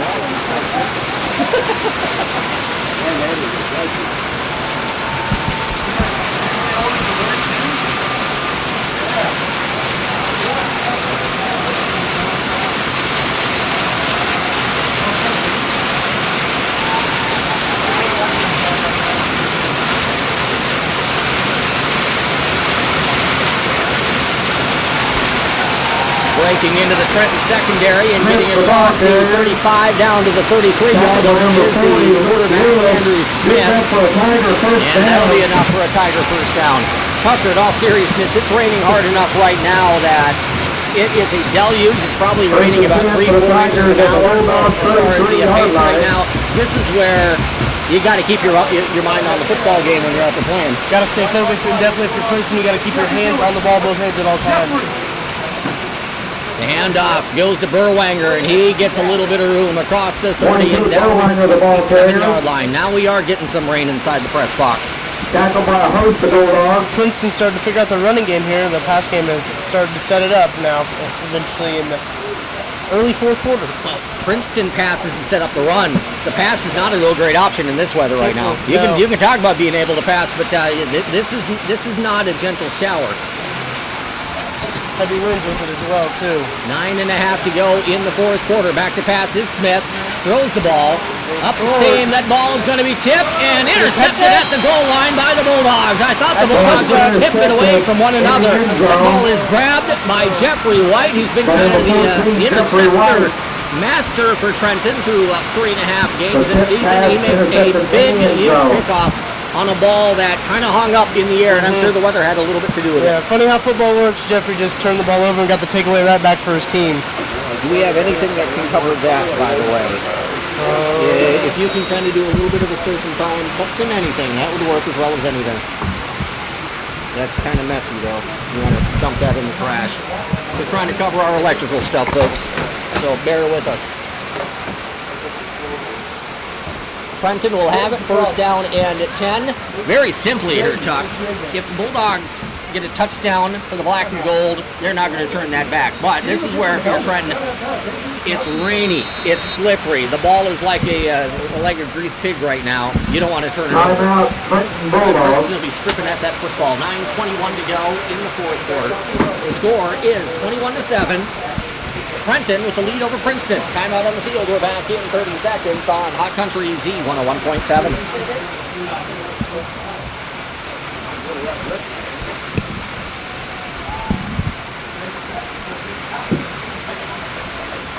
That's a pretty good job of clearing off the deck. Yeah.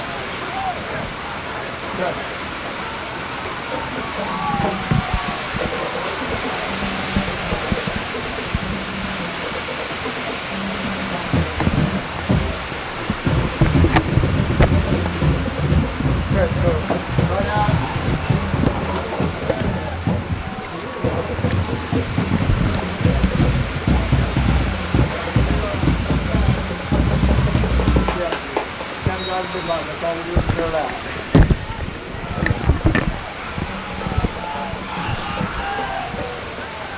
I'm going to try to. Welcome back here to Eddie Allen Field in Princeton as the Bulldogs have the football. Croy hands it off to Berkey Bile. He breaks a tackle and he might go a ways. He breaks to the 50 and nobody's going to catch him for the Tigers. Only a slip in the grass would stop Austin now. He will go 80 yards for a Bulldog touchdown on the first play after the interception. He slipped out of the tackle. I'm sure a slippery tackle as it was in the rain, and nobody was going to stop Austin Berkey Bile. He is, I'd say, the clear leader now for the Bulldog player of the game, up and over 200 yards on an 80-yard touchdown run. No doubt on that one. As soon as you saw him break away, he had that breakaway speed like we saw earlier on that 84-yard touchdown. Almost looked the same, just going to the other end zone. Great play by the Bulldogs overall. Here's what I've noticed about Austin, too. When the Bulldogs need a run, he runs more aggressively. They needed to run at that point to up the lead to 3 touchdowns, and he was not going to be stopped. He's a big-time player. Not by one tackler. Boy, this has gone from a really pleasant night at Princeton weather-wise to at least the sidelines, mud bath. There's the extra point kick by Mason Owen. Wasn't too pretty in the mud. He missed it low and wide right. 9:19 to go in the fourth quarter. Trenton's lead is now 27-7. We're back in 30 seconds with a kick to the Tigers on Z101.7.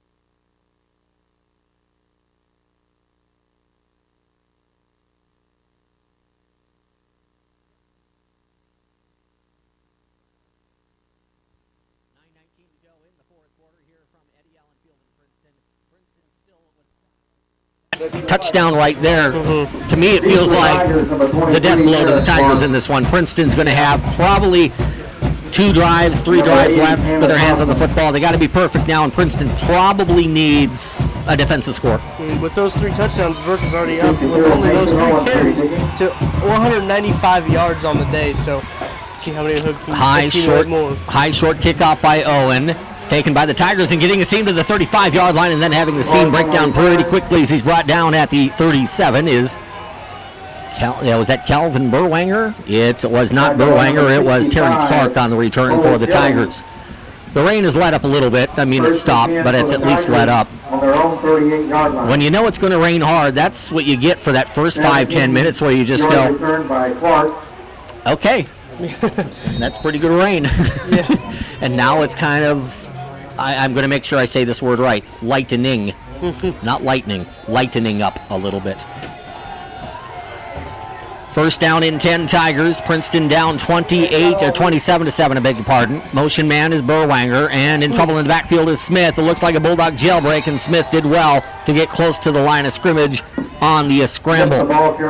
Didn't look like Mason was actually touched on that. He made it to the line relatively easy. But looks like he had Kuhn. Braun Hirsch. Yeah, Braun Hirsch coming back from injury tonight. First chance to mention him making a big tackle, and no thanks on us signing up for that. We're gonna either Tom or Tucker. We're going to put you in a blue uniform. We're going to hike the ball to you. And then at the snap, we're going to have about 7 guys in white and black uniforms chasing you down, all bigger than you. I wouldn't sign up for that. That's tough duty. Timeouts. Tigers, I believe. Yep, Princeton calls the timeout. Take a 1-minute break. 8.5 to go in the fourth quarter. Trenton up 27-7 here on Hot Country Z 101.7 and KGOZ TV.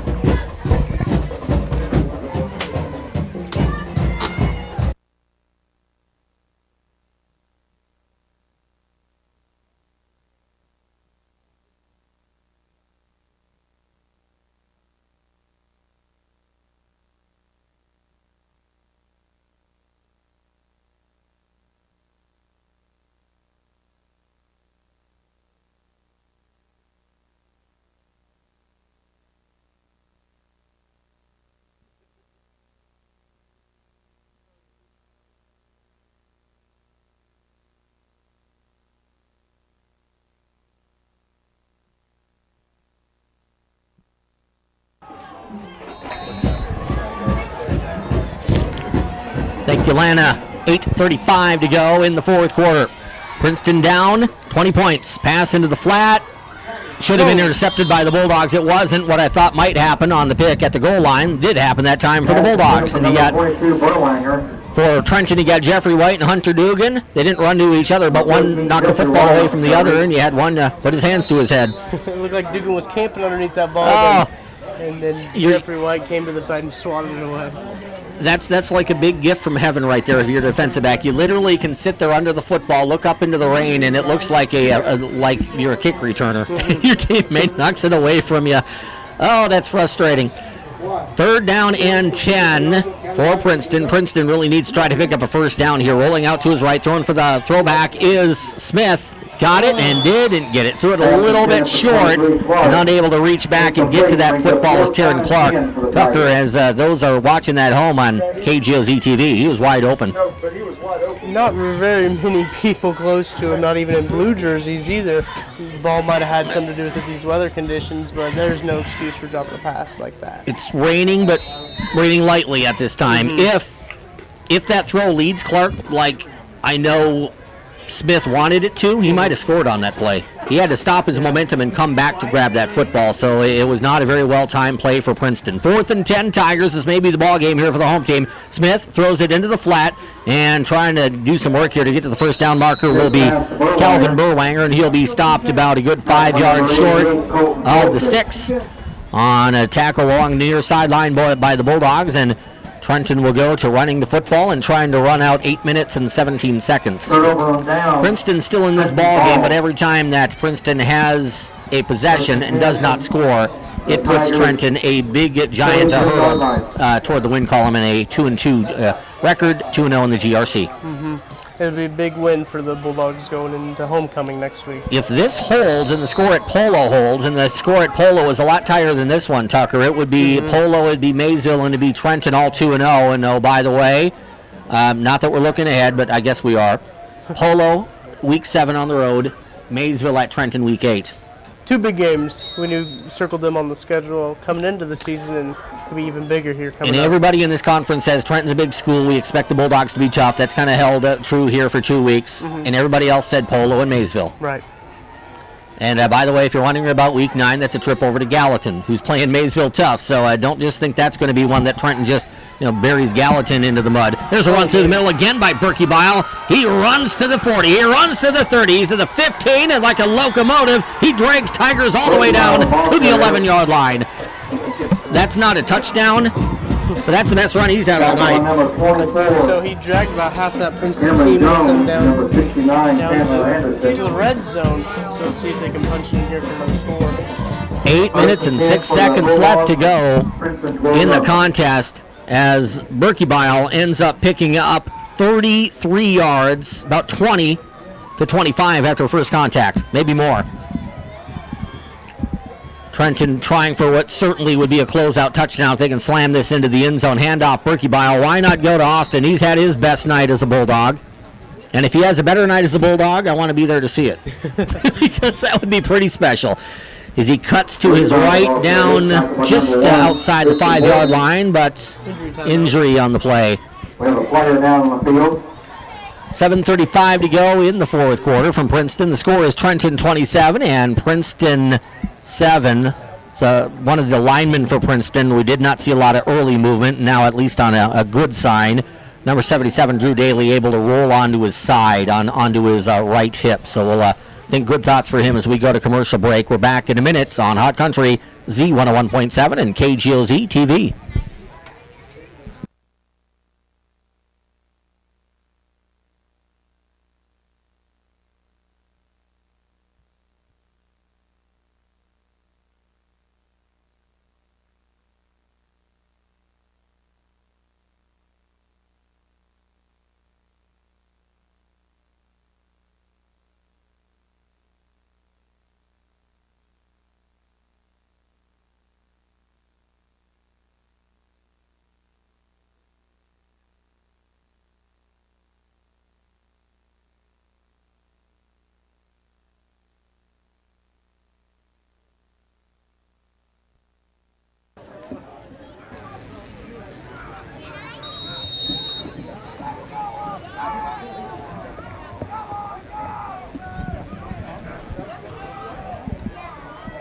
Trenton with the football as the handoff goes to Berkey. 27, Berkey Bile, the ball carrier. Line. He's going to be stood up and now into the end zone for the Bulldog touchdown.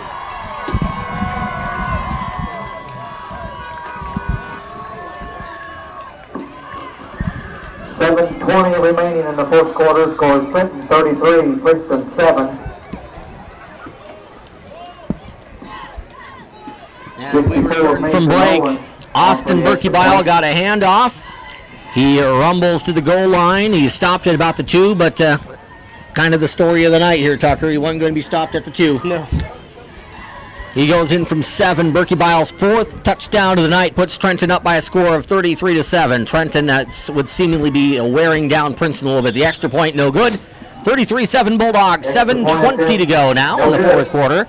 The Tigers get the football, and we come back in 30 seconds on Z101.7 and KGOZ TV.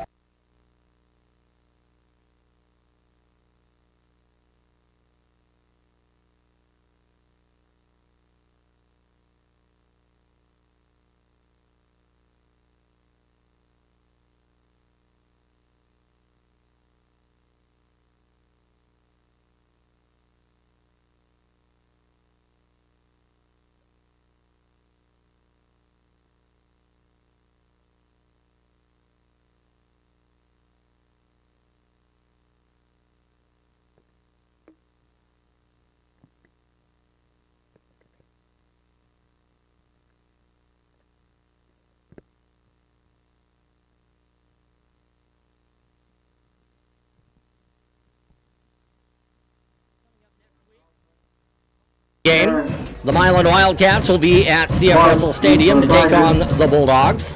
Princeton hosts Putnam County next week. Been efforting a little bit here without a lot of success of finding a Milan-Putnam County score.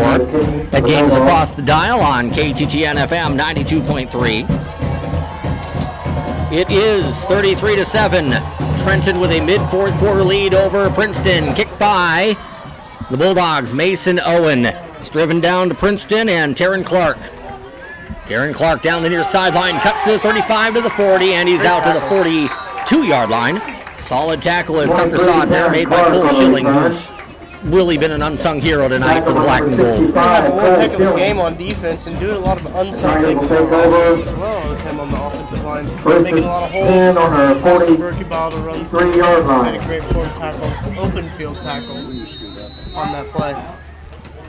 So we'll try to update you on those 2 GRC games that are ongoing right now. An official timeout. Timeout for a water break. Water break. These are helping us get our ads in. 7:13 to go in the fourth quarter. We'll hear from one of our sponsors. We're back in a minute on Z101.7.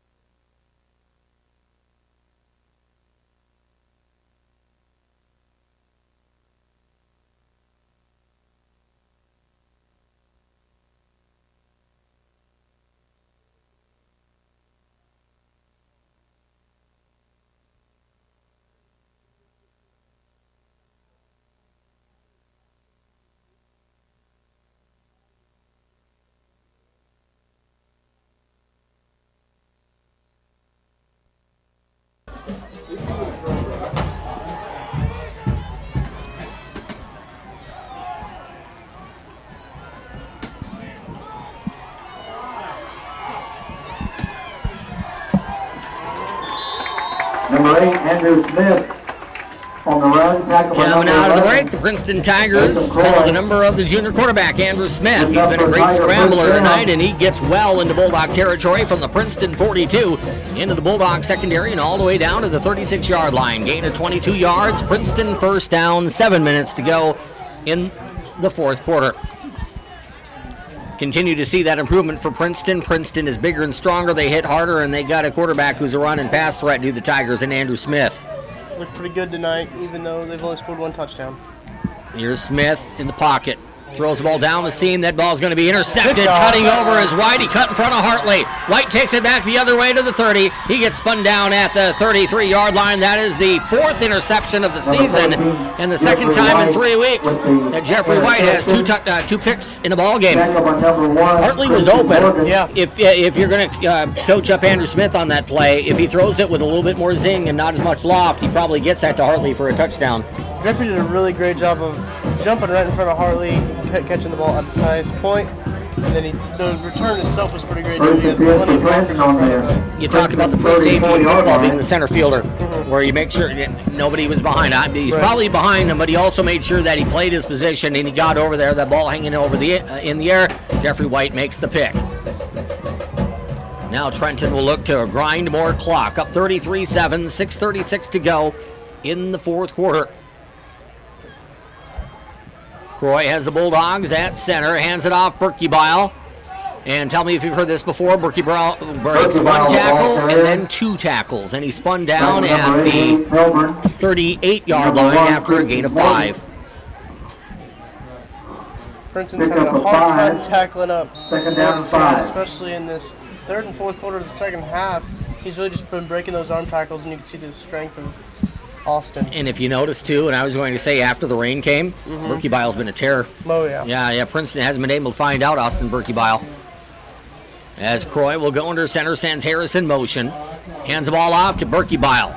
First down carry, midfield, cuts inside 45-40. He explodes to the 30, rumbling to the 20, rumbling to the 10. That's another touchdown for Austin Berkebile, and that one will be 61 yards. What a game.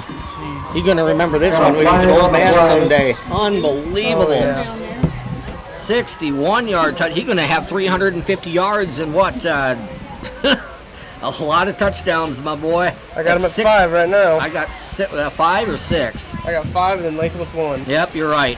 What a game for Austin Berkebile. And almost as a salute from the heavens to Austin Berkebile. I don't know if it makes sense, but the rain picks up.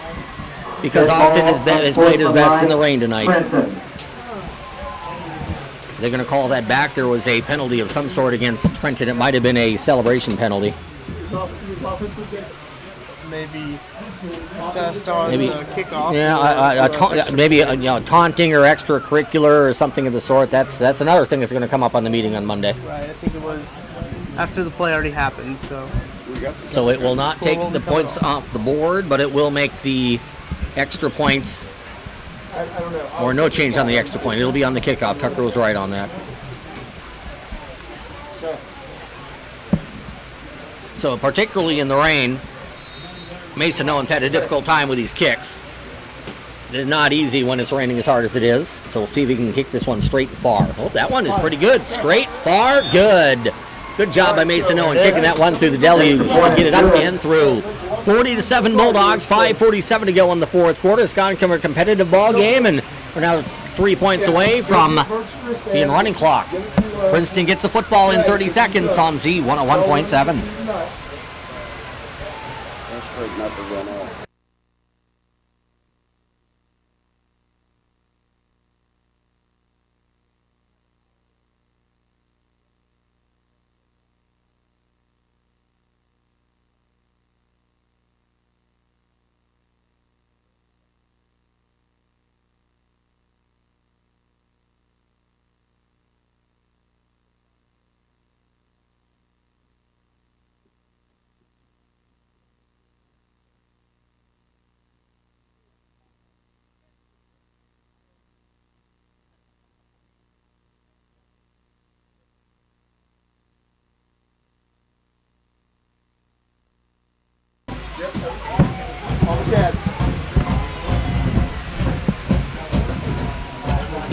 favorite thing to watch in a game like this, Tucker, is when it's raining, not as hard as it was earlier, but it's coming down right now, and you see how many fans are still in the stands.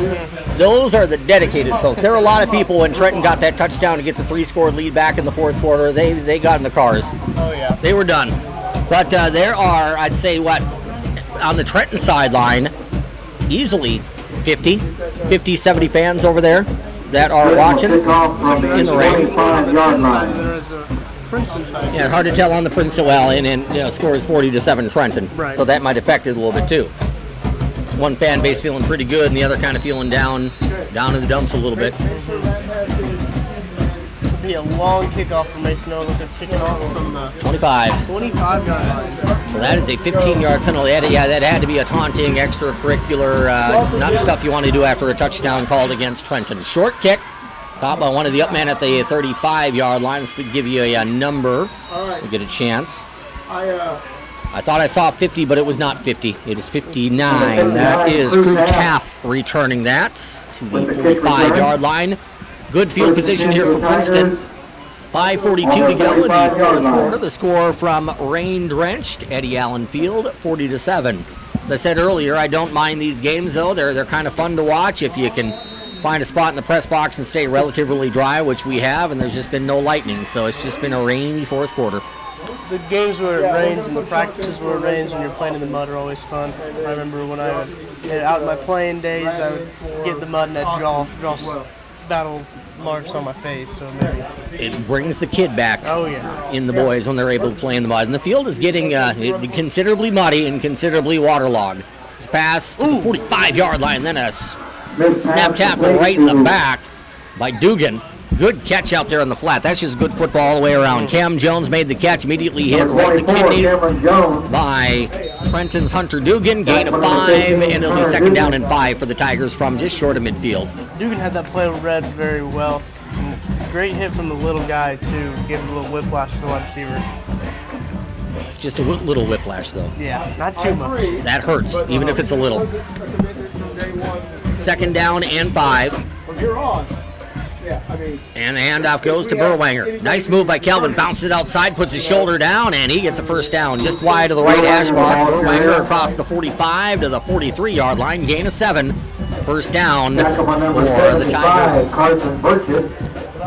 So certainly we can put this one in the win column for the Trenton Bulldogs and one in the not-so-good column for the Princeton Tigers. Trenton's going to go to 2-2 and 2-0 in the GRC.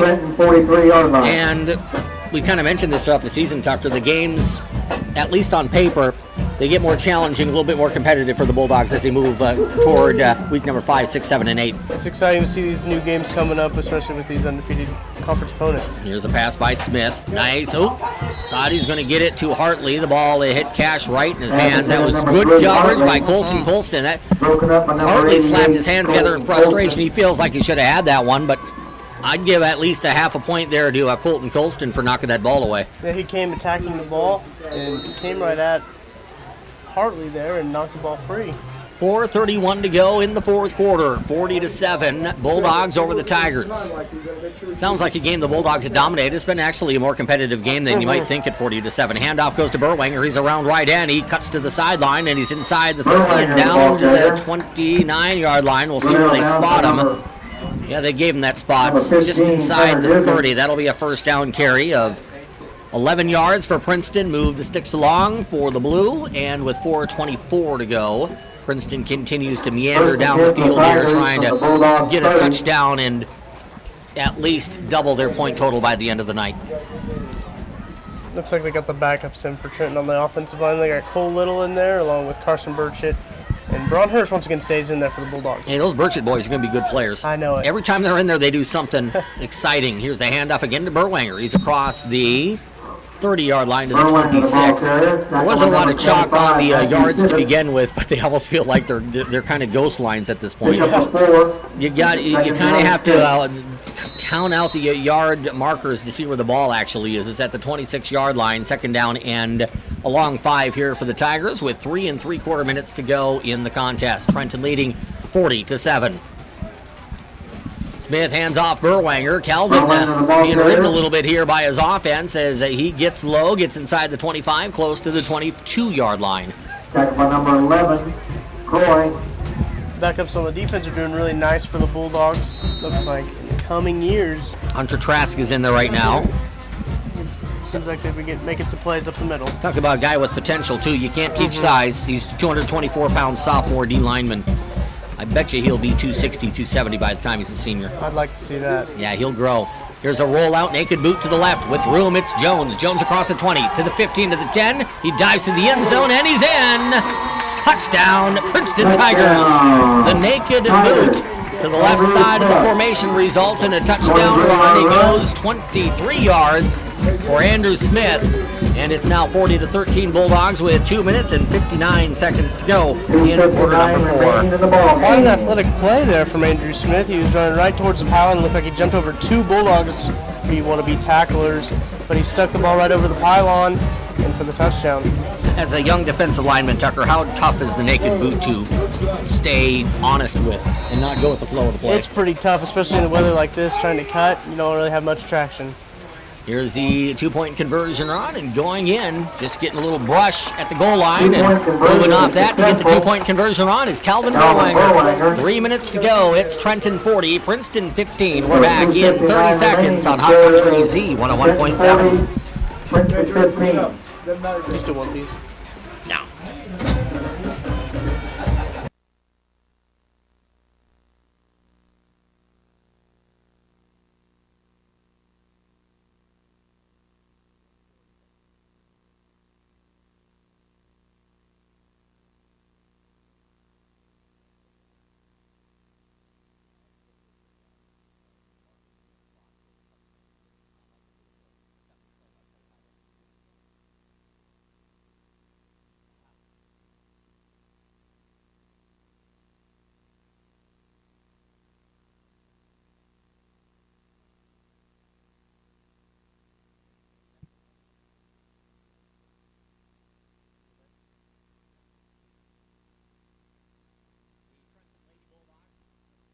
On Monday and Putnam County on Tuesday on the softball diamond at Griffin Field.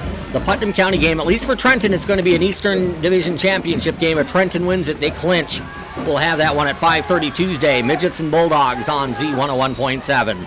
There's a kick return for Trenton. Number 25, As Matthew Sibbett got the ball in the middle of the field and was able to get some good yardage right through the middle of the Princeton special teams. Brought down right about the 40-yard line with 2:54 to go in the fourth quarter. We got to figure out a way to get our stuff to the van without getting wet. That's going to be a challenge. Kind of like a Lathrop game is what it seems like. Yeah, you got an umbrella? We're stuck. We're stuck. It's going to be a run for the hills. Maybe not as run for the hills. One of us can go run for the van and then park the van in back of the... Yeah, we got a plan now. Yeah. We won't stay dry, but we can get the van close. 1st and 10 Bulldogs. Backups are in. The backup quarterback, Wyatt Sharp. Took a fumble. Hands the ball off. Tucker saw a fumble right at the end of that play, about the 44-yard line.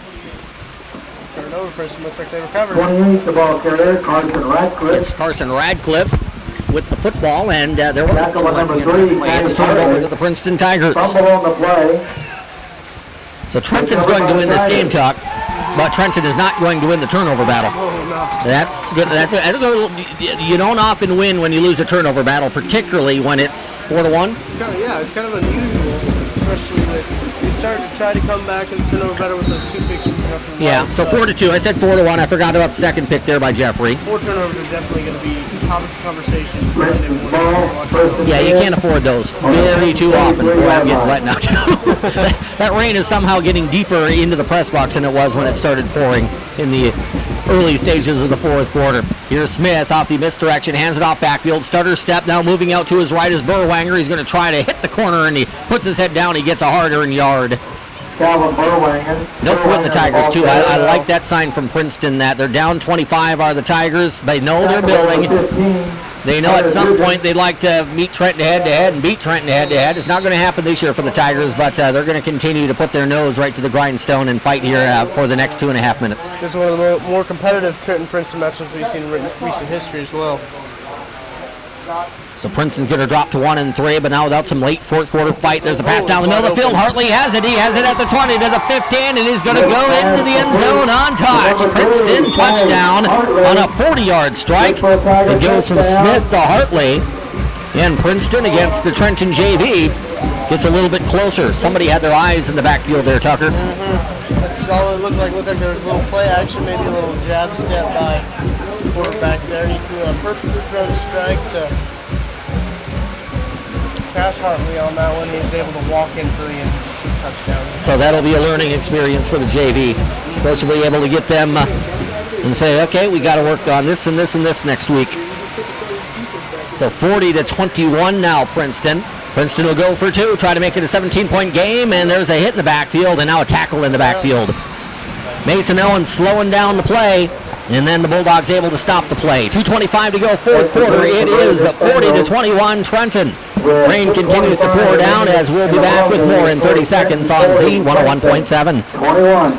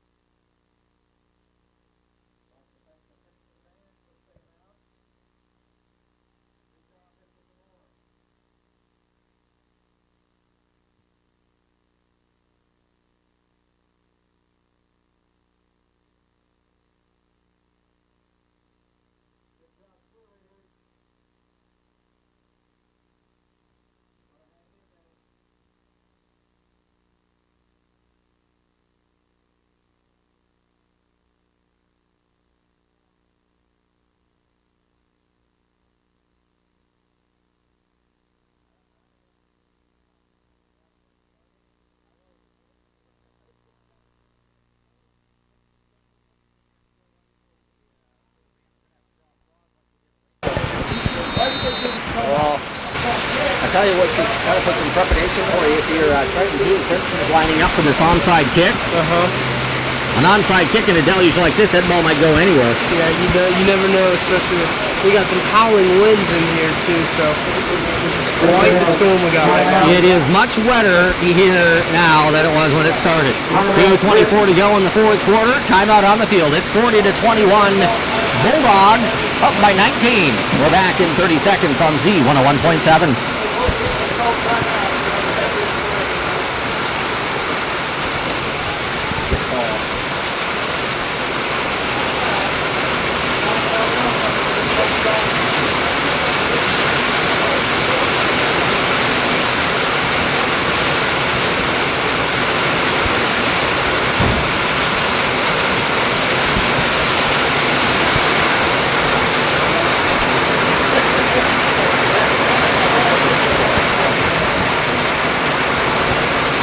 Nairobi 6. Recovered by number 28, Carson Radcliffe for the Bulldogs.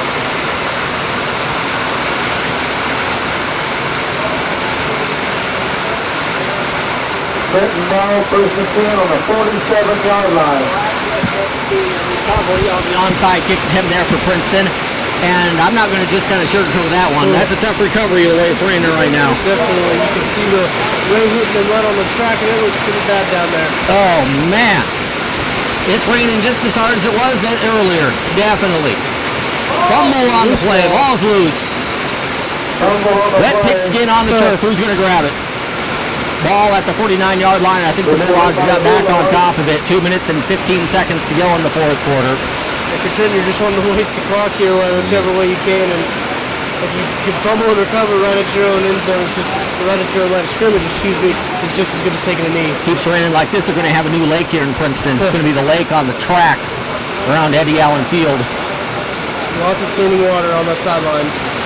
1:52 to go in the fourth quarter. Trenton moving in on a victory, and then they're going to be wet on the bus. I was going to say get dry, but they're not going to get dry that fast. They're going to be running for that barn over there. Barn on the southeast side of Eddie Allen Field. Deluge continues. Standing water on the muddy track.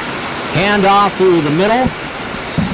I have enough wetness too on my cheat sheet Then I'm not, I think it's Berkey Bile. I can tell that. I was going to say, I don't know as a football. He turns it as number 27. I got, yeah, we can work with that one.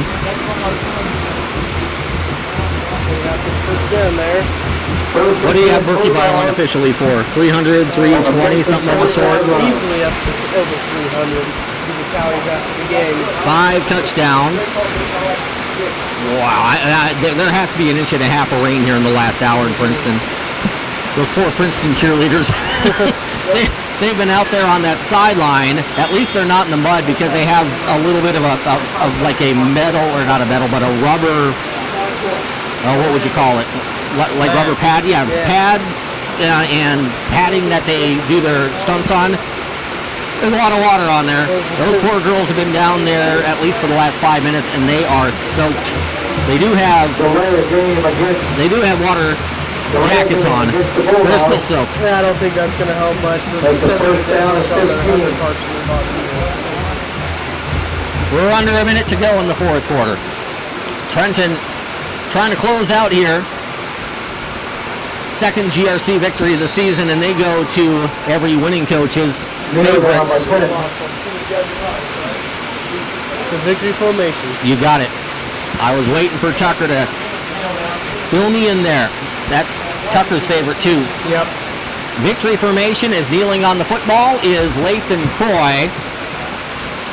Princeton gets a couple late scores to make the final score a little bit more on the interesting side, but Trenton behind senior fullback Austin Berkey Bile has a career night with 5 touchdown runs, over 300 yards. Going to win the game by 19. Another kneel, taken a knee by Lathan Croy. Should do it. Usually when we broadcast here, Tucker, there's that little spot right there, and I didn't want to be there tonight. I am glad that I made that decision. Yeah, I'd have to agree with you on that one. It looked like we'd be soaked and we'd be scrambling to cover our shoulder. I don't know how we would keep our electrical equipment dry outside right now. That would not be fun. Final is in. The Trenton Bulldogs, in a game that got really wet, really late, beat the Princeton Tigers by the final score of 40-21. Stay tuned. Post-game starts in 3 minutes on your home of Bulldog football, Hot Country Z 101.7.